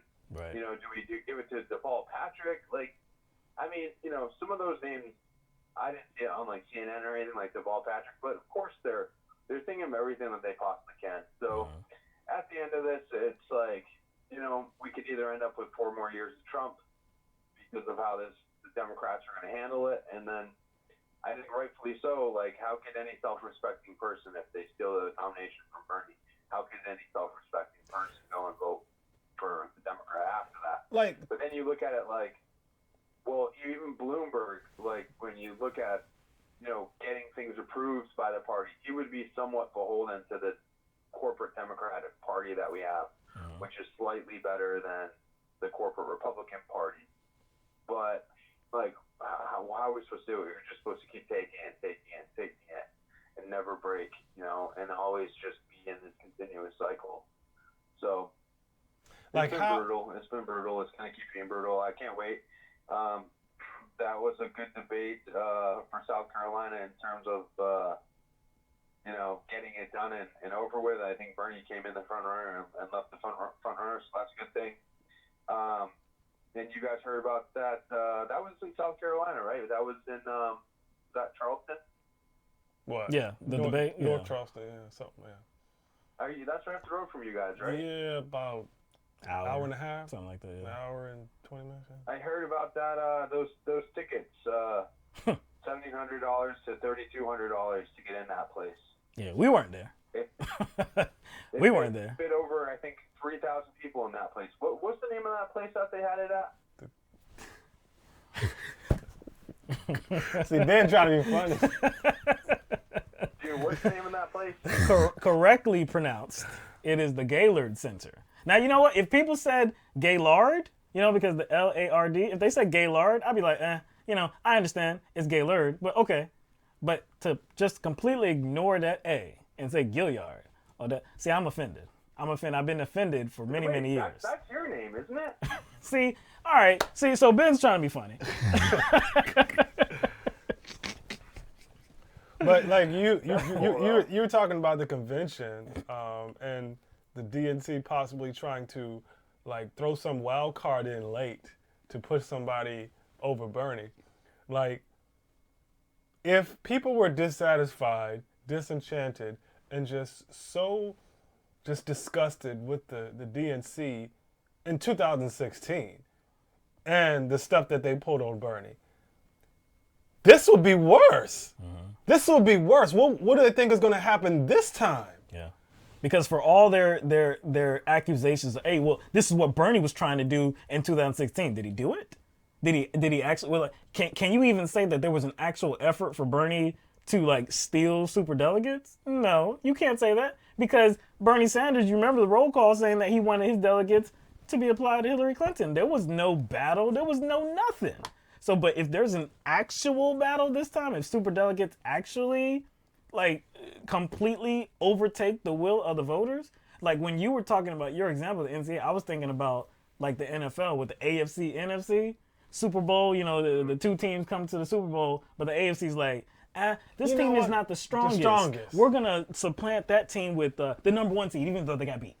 Like, that'd be crazy. But that's what we're hearing from, I guess, these party insiders and these Democratic strategists and these Democratic loyalists. Like, that's actually, like, the best way forward. They don't believe that shit. Nah. They do not believe that shit. It will tear this party inside out.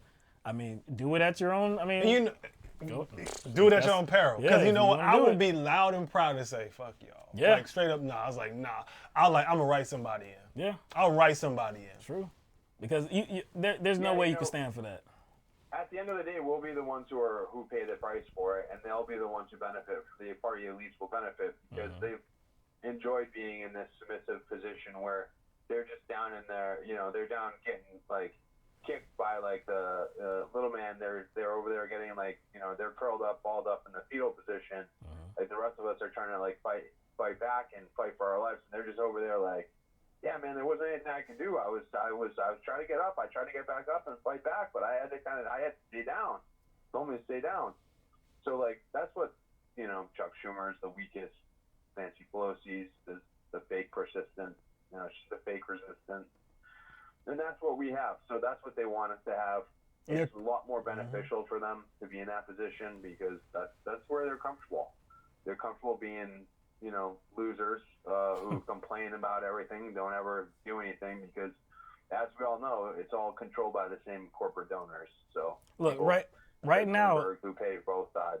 Right now, they've been able to sell this idea that they are the party of the people. They've been trying to do that, and actually, they've been successful at doing that for years. They are the real party of people, not the Republican Party. Now, we know that there are really some strike differences, some really strong differences between the Republican Party and Democratic Party. I'm not going to say that there aren't.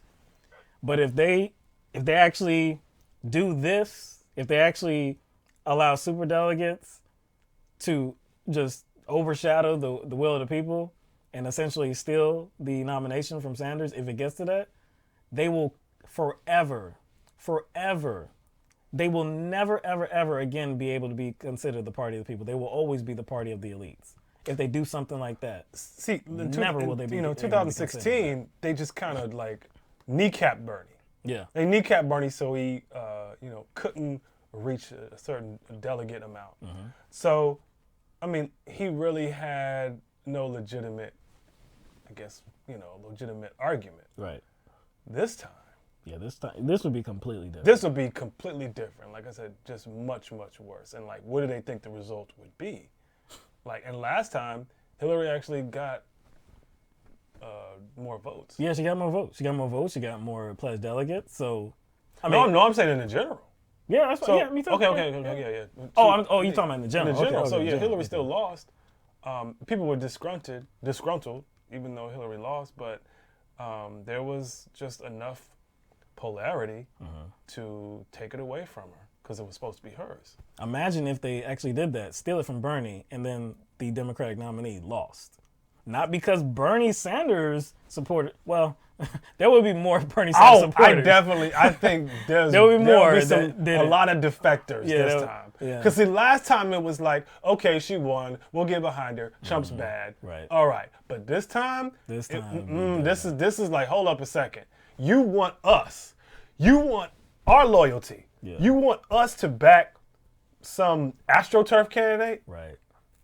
Like, after you did that? Yeah. Nah. You're going against your own mantra of vote blue no matter exactly, who. Nah. And you want us to be your loyal. That's good. And don't be putting Trump up there as some sort of like I guess fear villain. This villain, like, do you want Trump to do all these bad things? Not gonna be scared by that. I was like, I'm not. You know what? I'm not moved by that.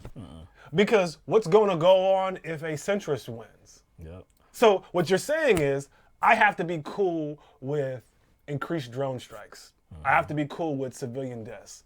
I have to be cool with the private prison industry. I have to be cool with endless war. I have to be cool with all those other things that are just as bad. Now, you would be cool with it if, not cool with it, but you would vote for it if that candidate actually achieved the plurality of delegates. You would vote for that. But if that candidate didn't achieve the plurality of delegates... Don't try to scare me with a villain when centrist Democrats are you supporting. Be the villain. Like, and I'm glad Ben brought up the whole, the performative, speech tearing incident with Nancy Pelosi, and everybody was that yes queen type thing. Yeah. And I'm like, did you rip up, the Patriot Act extension? True. Hell no. Yeah. But this offended you so much. That offended you so much. Did you, rip up the defense authorization bill? No. Right. So, yeah, like, don't try to scare me with Trump. Nah. All right, Ben. We got to go. We got another caller to take a call from, but always a pleasure hearing from you. Always appreciate your voice, likewise. man. Hey, just before I go, at the end of the show, I would love to hear you guys give us a play-by-play on that.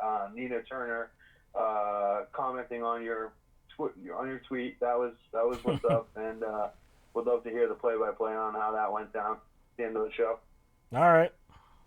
All right, guys. Talk to you later. All right, man. Thanks, man. All right, later. Bye.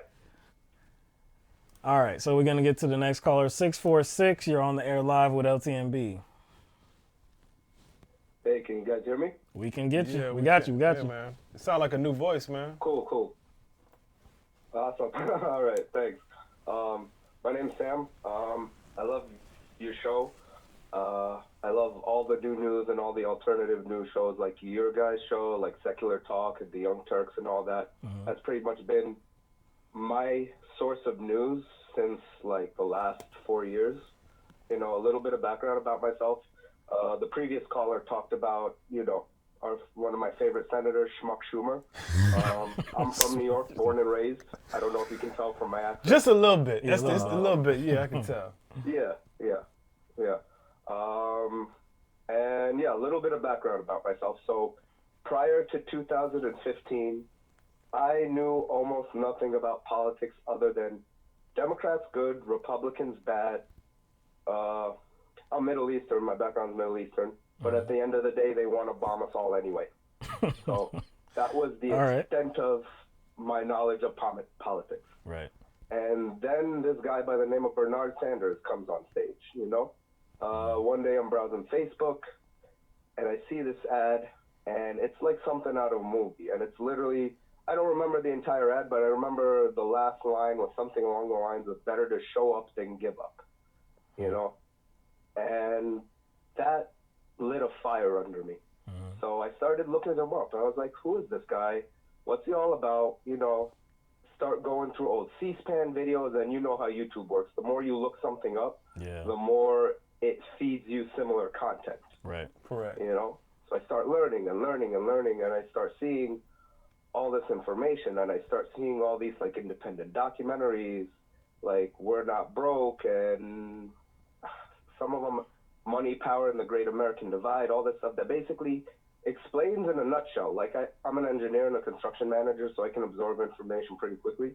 And it just basically explains in a nutshell how since the 60s, maybe even earlier than that, but since around the 60s, our current system of government started being like aggressively hijacked by moneyed interests,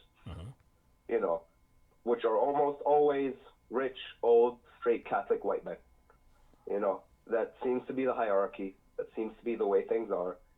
And as I'm learning this stuff, I get more and more motivated to get involved in politics. I see that there's an outcry on all sides for younger people. I'm considered a millennial. I'm in my mid-30s, so I'm like the fringe between, the edge between millennials and kind of like Generation X, the cutoff. Right. And I'm learning all of this. I start to get involved in the campaign. I have a disability, a pretty bad disability. I was literally in 2015 donating to Bernie Sanders from my hospital bed as my midsection was split open. Sorry to be graphic, but this is what this man has inspired me to do. This is what this man did to open my eyes, and I'm sure to open the eyes of many other people, who otherwise wouldn't have been involved in politics. And it's flash forward to today and looking at everything that happened and remembering the times that the establishment, that guys like Senator Obama, that Senator Warren and others like her, like Speaker Pelosi, talked about how they need young people to get involved so badly. And here we are, we got involved, we heeded the call. And you're basically telling us, now we don't matter. You're basically just taking our voice out from under us. What the hell was the point of motivating us just to get it so that now we're at this point where you're just going to slap us in the face? Because the point wasn't to really motivate us to change anything. The point was to motivate us to get behind them. Yep. It was a con.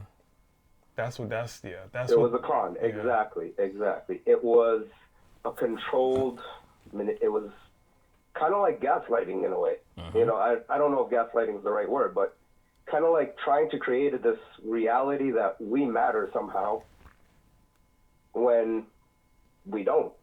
Oh, that's exactly No, what that's it what is. it is. And I was actually going to go there.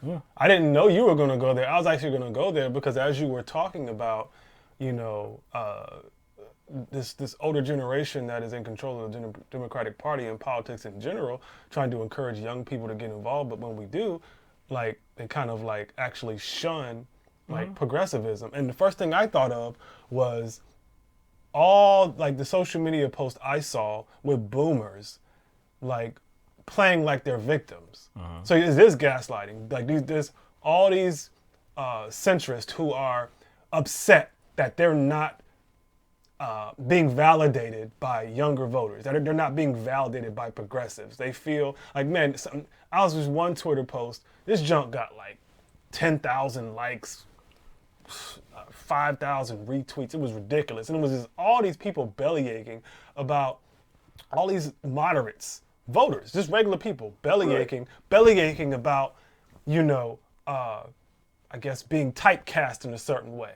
Like, I'm a liberal. I can't believe some of these self-righteous blah, blah, blah. And I'm like, and when I hear their politics, I'm like, no, you're a centrist. You are. Like, why can't you come to grips with that? Like, these young people ain't playing. Like, they're going to tell you what you are, and they're feeling some kind of way about it. They're like, I can't stand it. Like, I'm being told, like, it feels so marginalizing. I'm like, wow.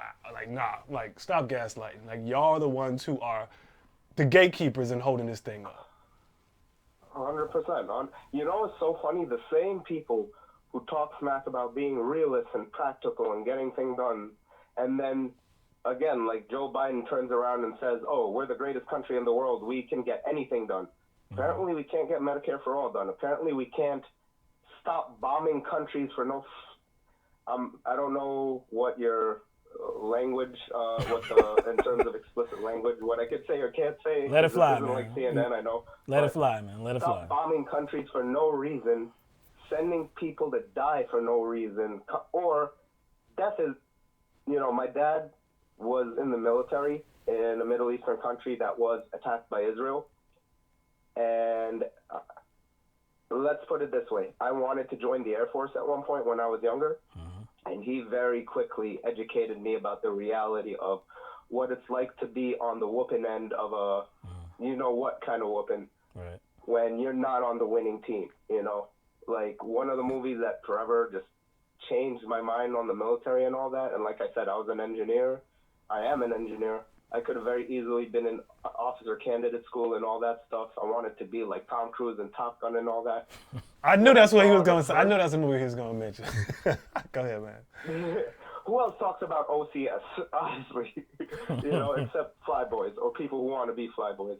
But when I saw the first 3 minutes of Saving Private Ryan and how unforgiving and how brutal, like, they died inside the armored ships. The doors didn't even come down, and the bullets sliced through their skulls like a hot knife through butter. It was one of the most disgusting things I'd ever seen. It was one of the most horrifying things I'd ever seen. And my dad, you know, took all the macho bravado out of me. He was like, forget all the BS you saw in the 80s and all this Rambo BS. That's what war is. That's the reality. And it doesn't matter whether you're on the ground or you're in the air or whatever. That's what you're going to deal with. Hiding under pools of blood, hiding under bodies, trying to save your life, trying to figure out where you are, while the generals make money off of your pain and suffering. The easiest thing that can happen is a quick death. Yeah. You know, you don't want to find out what's going to happen when you wake up and you realize that they had to amputate your leg, or that gangrene is going through your body and it's only a matter of time before you die, and before you die, you're going to suffer. You know, so I went off on a tangent. I'm sorry about that. But to see guys like Biden say, oh, we can do anything, but we can't, you know, pull out of these wars. We can't do Medicare for all. Did JFK say we can do anything except these certain things that aren't practical? Right. This guy said it was a good idea to strap a rocket under some guy's butt, shoot him into the air 7,000 miles an hour. And out of that, he created an entire administration, an entire Department of Exploring Space called NASA that has been responsible for developments that ended up being in our everyday lives, things that help us detect cancer, things that help us, you know, fast cook our food, like microwaves and things like that, you know. And these people come from that same generation. These people come from the same "we choose to go to the moon" generation. What happened? Well, you explained it. You explained exactly what happened. You said around the 60s, this country of ours became more corporatist.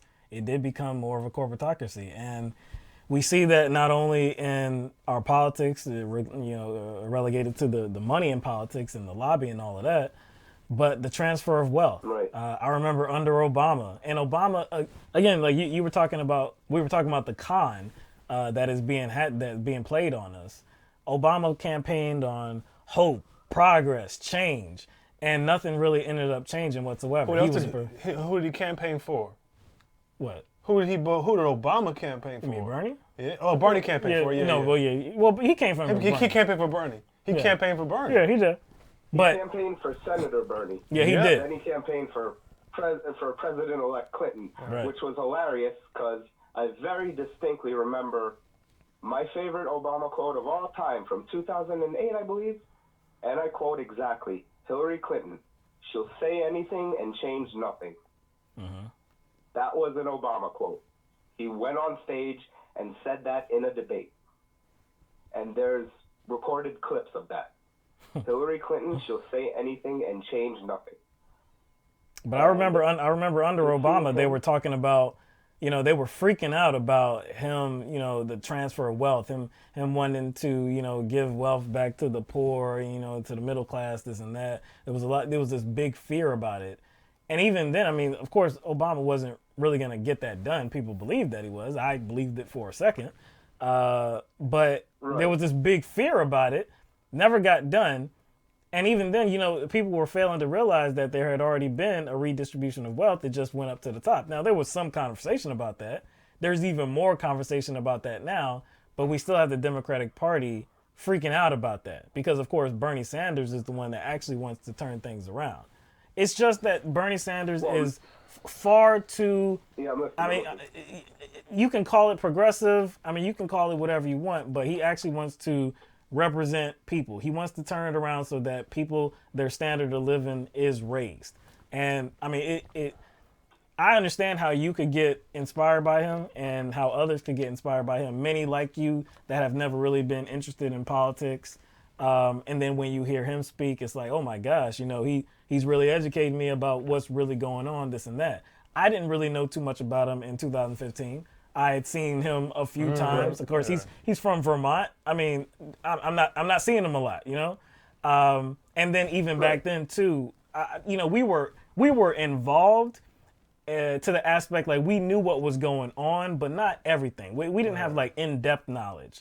So when he came onto the scene in 2015, the national scene, it was like a wake-up call. Yeah. And I agree with lots others on this basic premise. It's not about Bernie Sanders. We said that in 2015 and 2016 as well. It's not about Bernie Sanders. Actually, Bernie Sanders, there's some things that, of course, we criticize him about. And I have no problem with criticizing Bernie Sanders.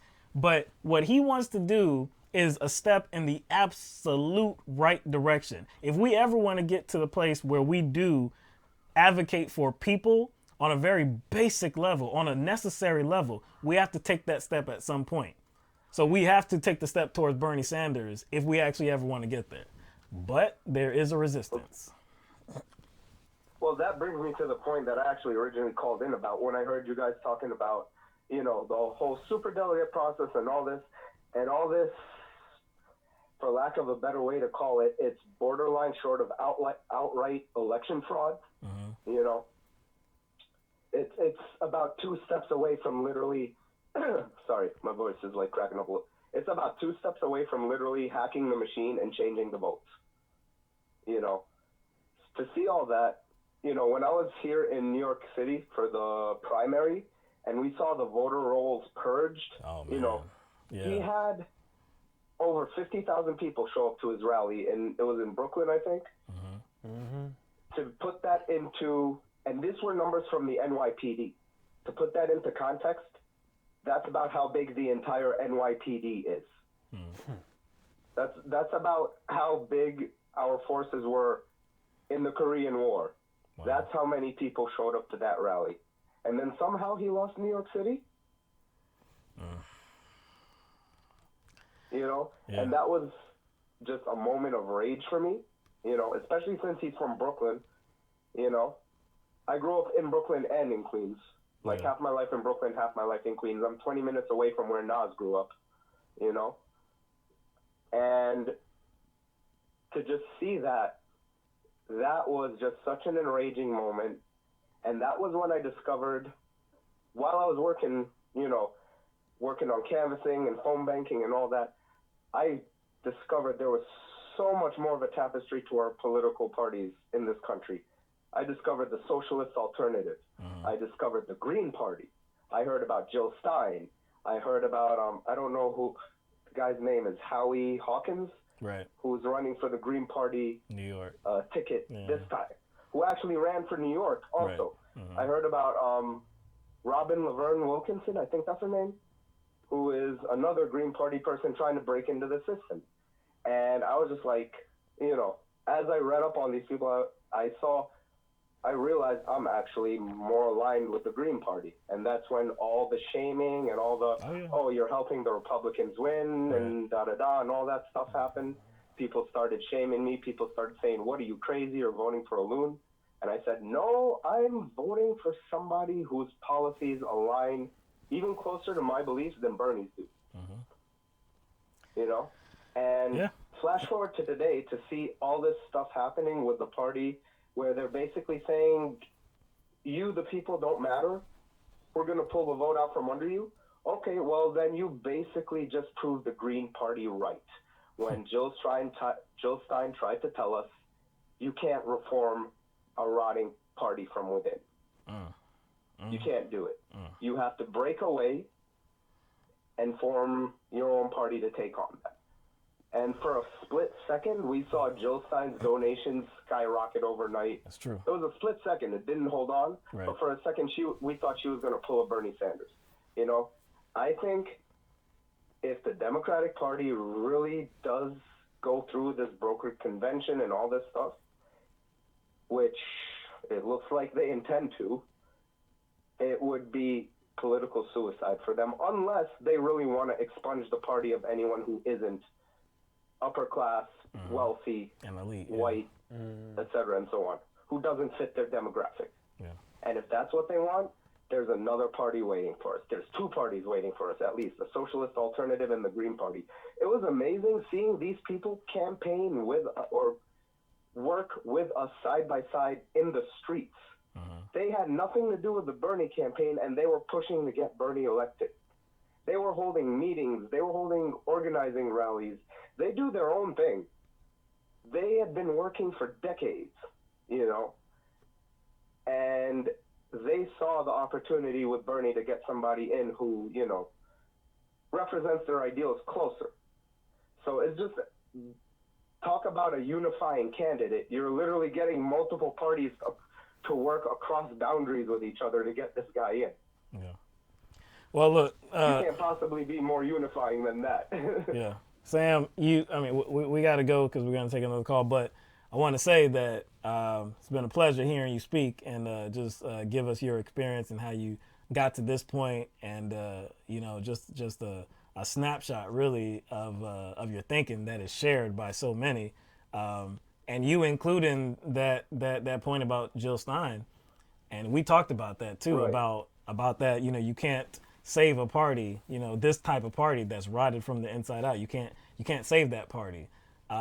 We felt that way in 2016, and you know, look, we're here, 2020. Bernie Sanders is leading right now.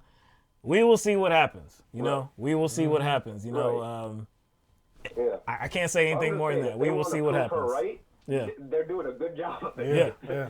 You know, we'll see. I mean, I desperately hope it doesn't come to that, but if it does, she will be proven right, no doubt. So. Sam, we appreciate you calling in, man. Good talking to you guys. First time. Yeah, hold on, Thanks a lot. you a Yankees fan or a Mets fan, man? That's a tough question. You know, I consider myself a Queens boy, so I'm always supporting the Mets no matter what. Right, okay. But they rarely make it into the finals and all that. So Right, yeah. that makes me by default a Yankees fan when the Mets aren't in play. All right. I'm from New York I'm too, a New so York fan first. yeah, I'm from New York too, so I've always been a Yankees fan, so I just threw that out there. But anyway, appreciate you calling in, Sam. Hope you call in. Hope you call in another time. Thanks, All right, so we're gonna get to the next caller, 919 area code. You're on the air live with LTMB. Hello. Hello, you're on the air. Hey, this is Calvin. Calvin. Nice to hear from you. Yeah. Hey, I'm glad you guys are back. I thought y'all dropped off the planet or something. Well, we've been kind on, of, man. We're floating around, man. Yeah, we were on last night doing some debate coverage, but yeah, it's been a little bit hectic. Yeah. Yeah, I'm just glad y'all back up and going. I tell you one thing: the Democrats say they want to defeat Trump. They're doing a very good job reassuring that he will get reelected. It seems like to me. But you know, a couple of things I was thinking about. You know, hypocrisy. You know, in the debate, everybody's always talking about, you know, like the sanctity of the vote, but here they are willing to not give the vote to the will of the people and suggesting, yeah, you know what, the good thing would be the votes. We should let the person, you know, win the nomination has the most votes. But, you know, they're all about one thing, you know, not going with the will of the people. But then I think about, you know, things like the 1% movement, you know, and how people coming up and protesting the inequities in society, a lot of young people especially, because they work very hard, they study, they do all the right things, and still society has not been to them to what it has been to the old guard people, you know, like you see, like Chris Matthews on MSNBC. He's up in arms, you know, because essentially it seems like the Democratic Party has left him behind, but he doesn't want to admit he's not that leftist part of the wing anymore, you know? And so I'm kind of like, when I look at Chris Matthews, are you guys still there? Yeah, we're still here. Yeah. Oh, okay. Okay. But, you know, it's like basically they're saying, how dare these young voters think this way, you know? But here they are. They sometimes got 1, 2, 3 degrees. They're living at home with their parents. They're swimming in debt, you know? They don't have nothing for to look to. And when a guy steps up who says, I want to do away with your college debt because it should be free and I want to give everybody health care, that's something radical. But, you know, Nixon, JFK, FDR, Truman, all of them pushed for some form of universal health care, you know? But now that's just something we can't do. But nobody ever questioned, you know, that when it comes to the military, which consumes nearly all the government's budget, you know? And it's like, I wish we didn't have a huge freestanding military. You know, what could we do with all that money if we were to even cut it in half? You know, bring those soldiers back home where they're not, you know, having to put expenditures in that category. But you know, that's, I guess, what would they call you there? Un-American. Right. You don't believe in a flag. You know. It's like you're pushing on a button for me. When talking about what young voters want in this country and what young voters are saying about what's going on in this country and how, you know, they're not having a fair shake right now. Going to college, trying to get a higher learning degree, something like that, costs an arm and a leg. One person, I believe, asked Amy Klobuchar a question about that, about how she always wanted to be a public defender, and I think she's a public defender now, but she's over $100,000 in debt. You know, public defenders don't make a lot of money. So she owes more now than she did when she graduated college. I mean, there's a lot of pain going on in this country. And what I am what really gets at me is that especially black people, okay? And I'll say especially black people, especially because we live in South Carolina. And the Democratic base here is black people, black voters. They're going to make up something like 60% of the Democratic electorate. So you know, and I know, everybody knows that these voters, and a lot of them are older voters, that support the establishment time in, time out. People like a Jim Clyburn. When they were younger, what were they going through? They were going through the civil rights movement. They were around that time. They weren't moderates.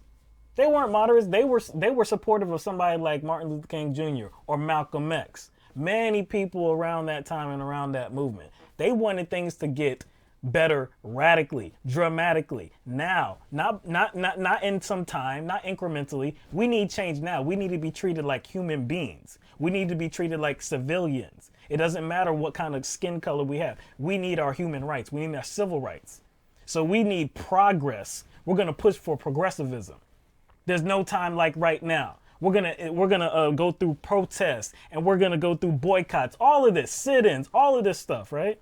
So they were very progressive back in the day. These same people are acting like the moderates that annoyed them so much, and that Martin Luther King had some words about back in the civil rights movement. So I think that the issue is maybe they think they've created the ideal world, and the people that have come up after them, who are advocating for change in the world that they think is ideal, maybe has them feeling a certain type of way.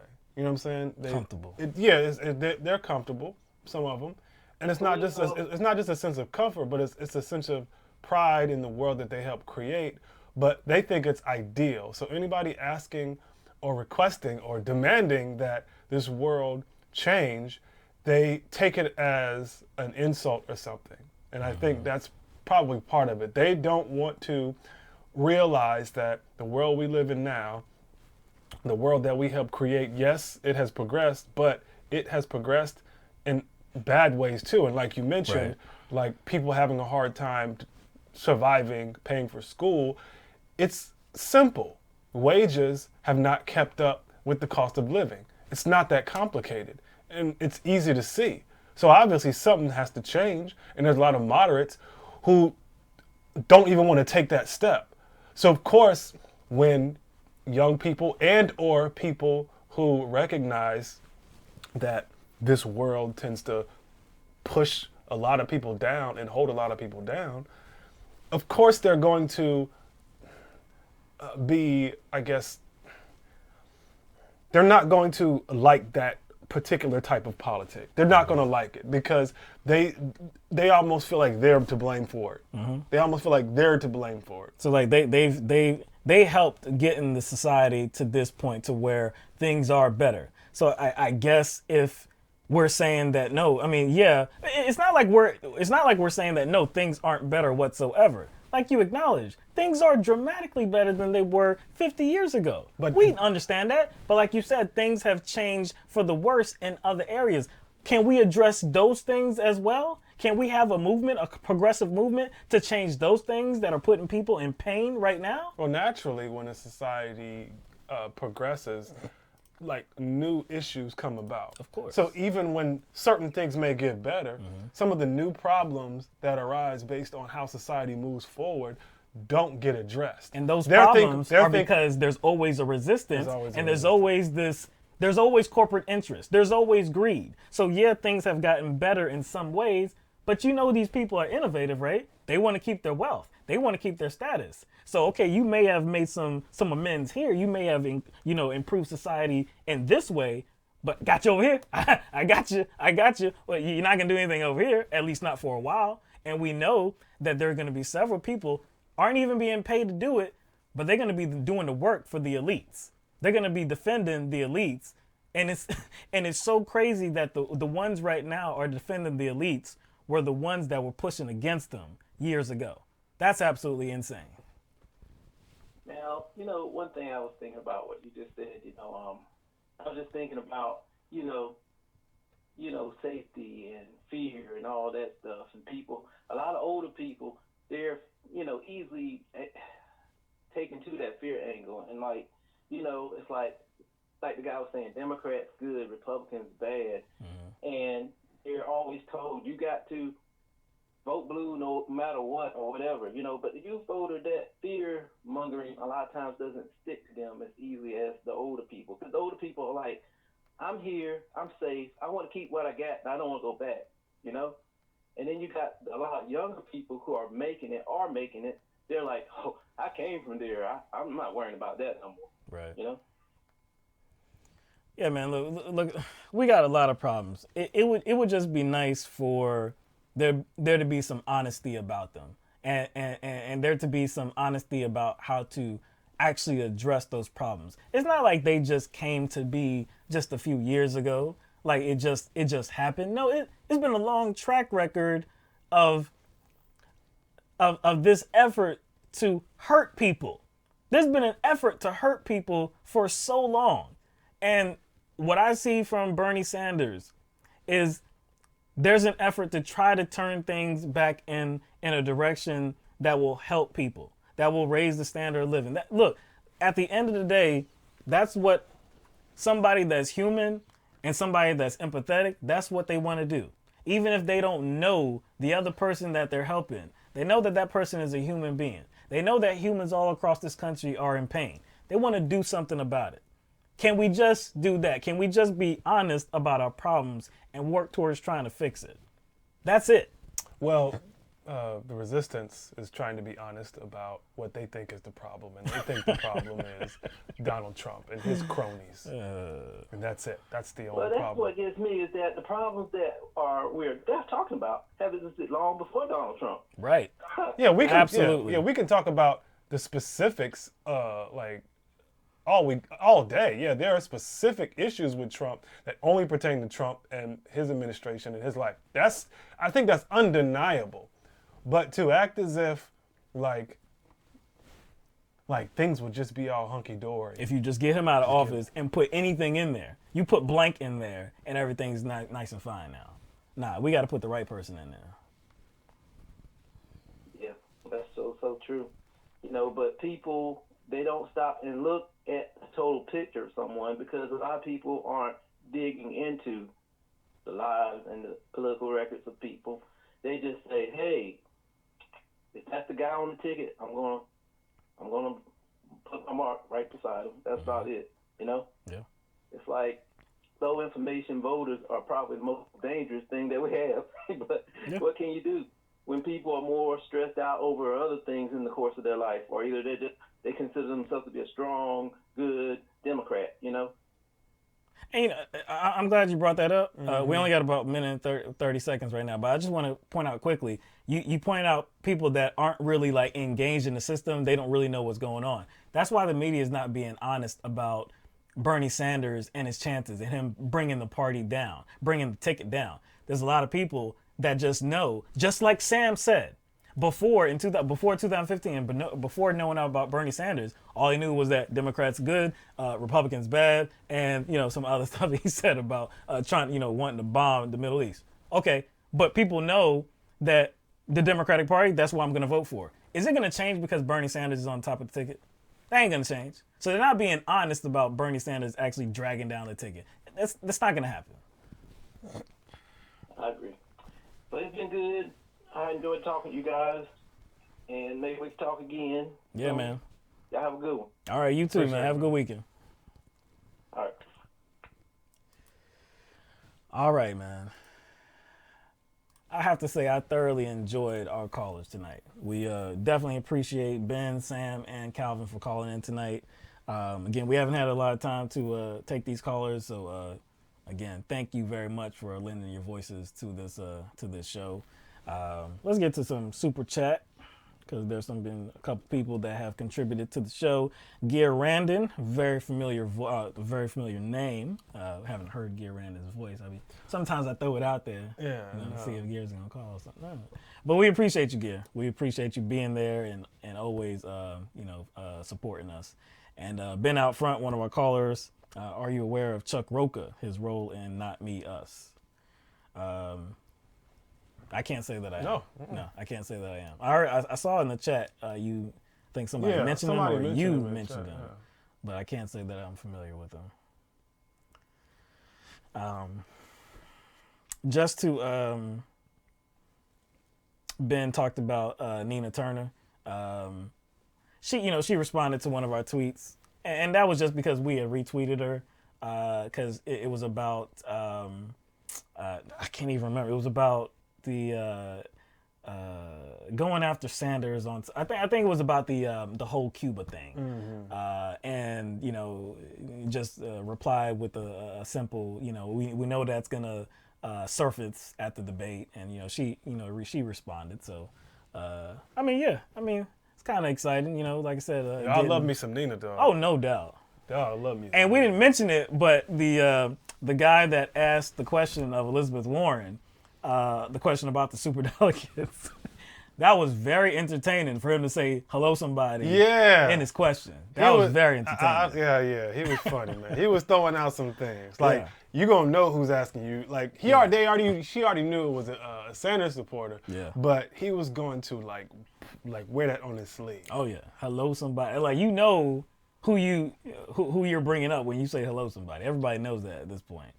That was good. And then Elizabeth Warren proceeded to lie. So that wasn't so good. Yeah. But anyway, look, it's been a great show, and like I said, we do appreciate everybody, whether you're just in the chat and or you're calling in, lending your voice here, or just sitting back and listening. We appreciate all of you. All of our patrons on patreon.com, thank you very much for supporting us each and every month. I think we do have a couple of new patrons that I wanted to call out very quickly here. Kenyon Bunny, who has contributed to the show via the Super Chat, time in, time out. Also, Tanya and Maven as well. Those are our newest patrons on patreon.com. So thank you, all of you, for supporting us. We're going to try to keep this train moving. We know there's an increased focus on us right now, and probably others as well, because we're right in the thick of primary season. So, we know that there's a lot of engagement on social media about politics right now. So we're going to be riding that wave. We're going to try to keep, this stream climbing in numbers.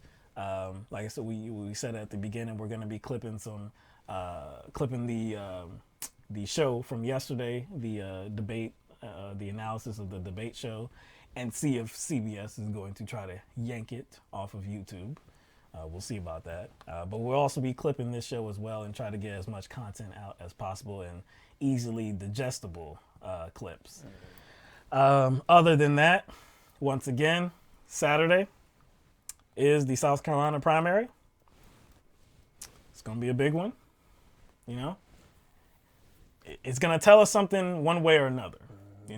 Bernie wins, boy, I'm telling you, OVA. I don't care what anybody has to say.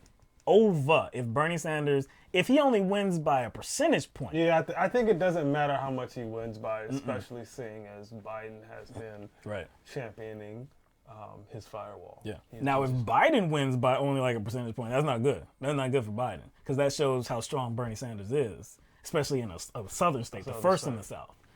But if Bernie Sanders eclipses him, it's done. It's a wrap. Got another super chat. Okay, yeah, we got another super chat. Final Fantasy Draft, fire department and paramedics for all who want it. Yeah, that was a really bad call by Buttigieg and his team to just try to jump on the coat. You pull out the coattails, I guess, of Bernie Sanders and Medicare for all. I mean, just call it something else.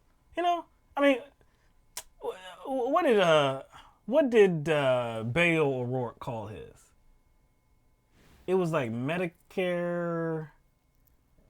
Was it X or Choice or like? What? Yeah, it was something like that. Medicare for it's like. Beto Medicare. Or is it Medicare for America or whatever, or Medicare? What? Medicare for America. I don't know why that would be. I mean, I don't know why that stuck in my head. I hate on the plan. I will hate on the plan.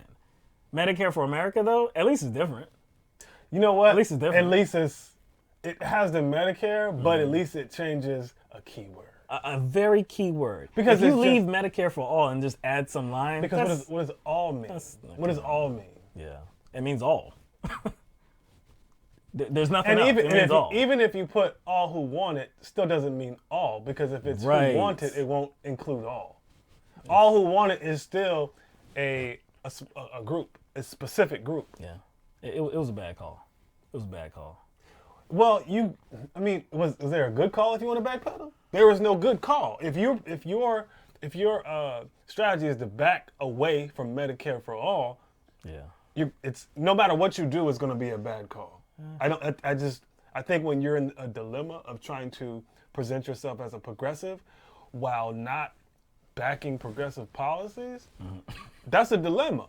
And there's only you no matter what you do to get out of that dilemma, it's going to be bad. You have to make a bad argument to get out of it. That's true. You have to. You do. You're going to end up looking whack, but that's the only way it's going to go. That's the only way. Strange Dog said Medicare for your mama. Medicare for those who want it.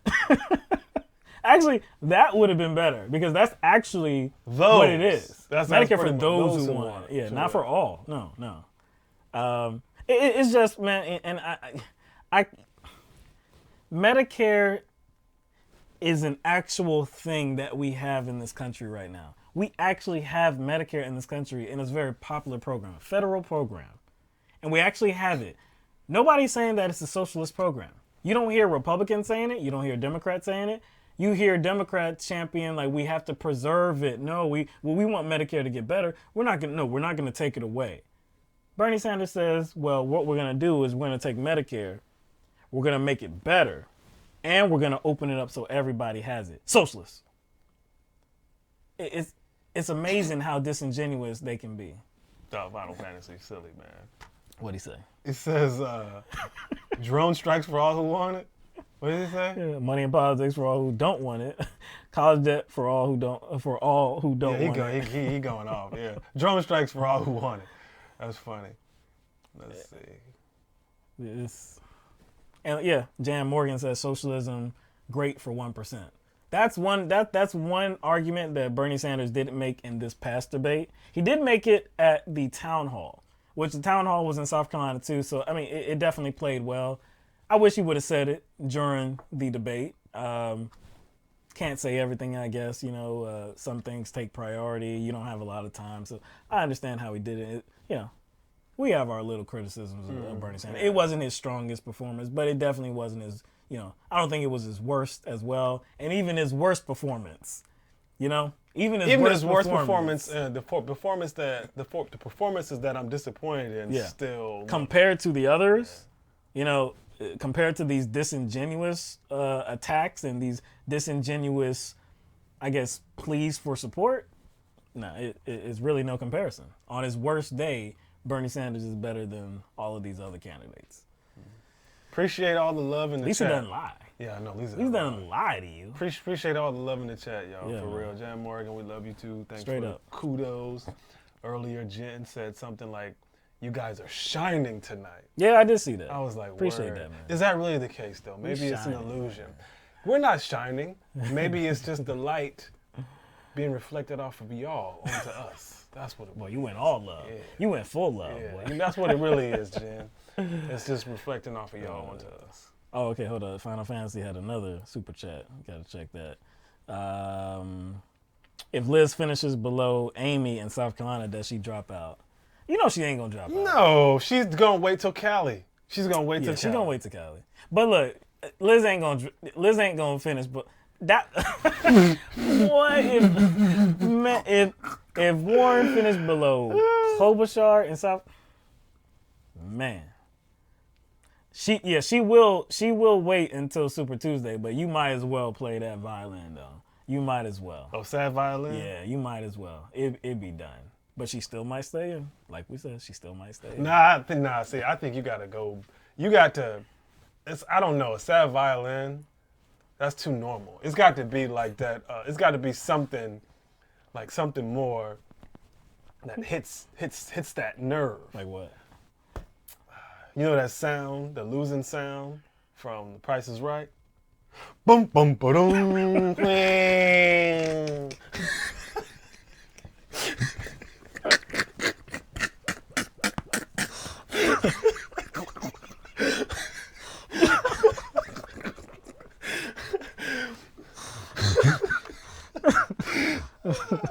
Yo, I wasn't prepared for that. I wasn't either. I wasn't either, man. I was just trying to think of something. That's the first thing that popped in my head, man. Oh snap! We might have to get that. We might have to get that sound though. You about to make me cry this one. No. Yeah, I think it exists. I think I downloaded one time. I downloaded it as a ringtone or like it was a text notification for a particular person I didn't want to talk to anymore. Oh snap! So every time they send a text, it was like boom boom boom. That might be the first time you got me to tears on this mug, man. That might be the first time you got me to tears on this mug, man. Oh, all right. So, again, South Carolina primary on Saturday. Definitely we're voting. You know, we'll see how it goes. Tuesday is the Super Tuesday. 14 states gets to weigh in. We'll be on Super Tuesday's night, 7 p.m. We hope that you join us. And we'll try to stick it in for as long as possible. We'll try. We'll try. Sorry, don't take that the wrong way. But yeah, we'll try to. we'll try to hold on. We'll try to hold on for as long as possible. To see how things are going. We're sure that at least some of these states will probably be called by the time that we get done. Some of them may not. Minnesota's a caucus, and we know how caucuses are going right now. So we'll just see. But we'll be here to try to cover it all. And again, we'll probably be on Wednesday night as well next week to try to deal with everything else that we couldn't get to on Tuesday night. So again, we hope you join us. Thank you, everybody. We hope you have a good weekend. And peace out. All right, we'll see you next week.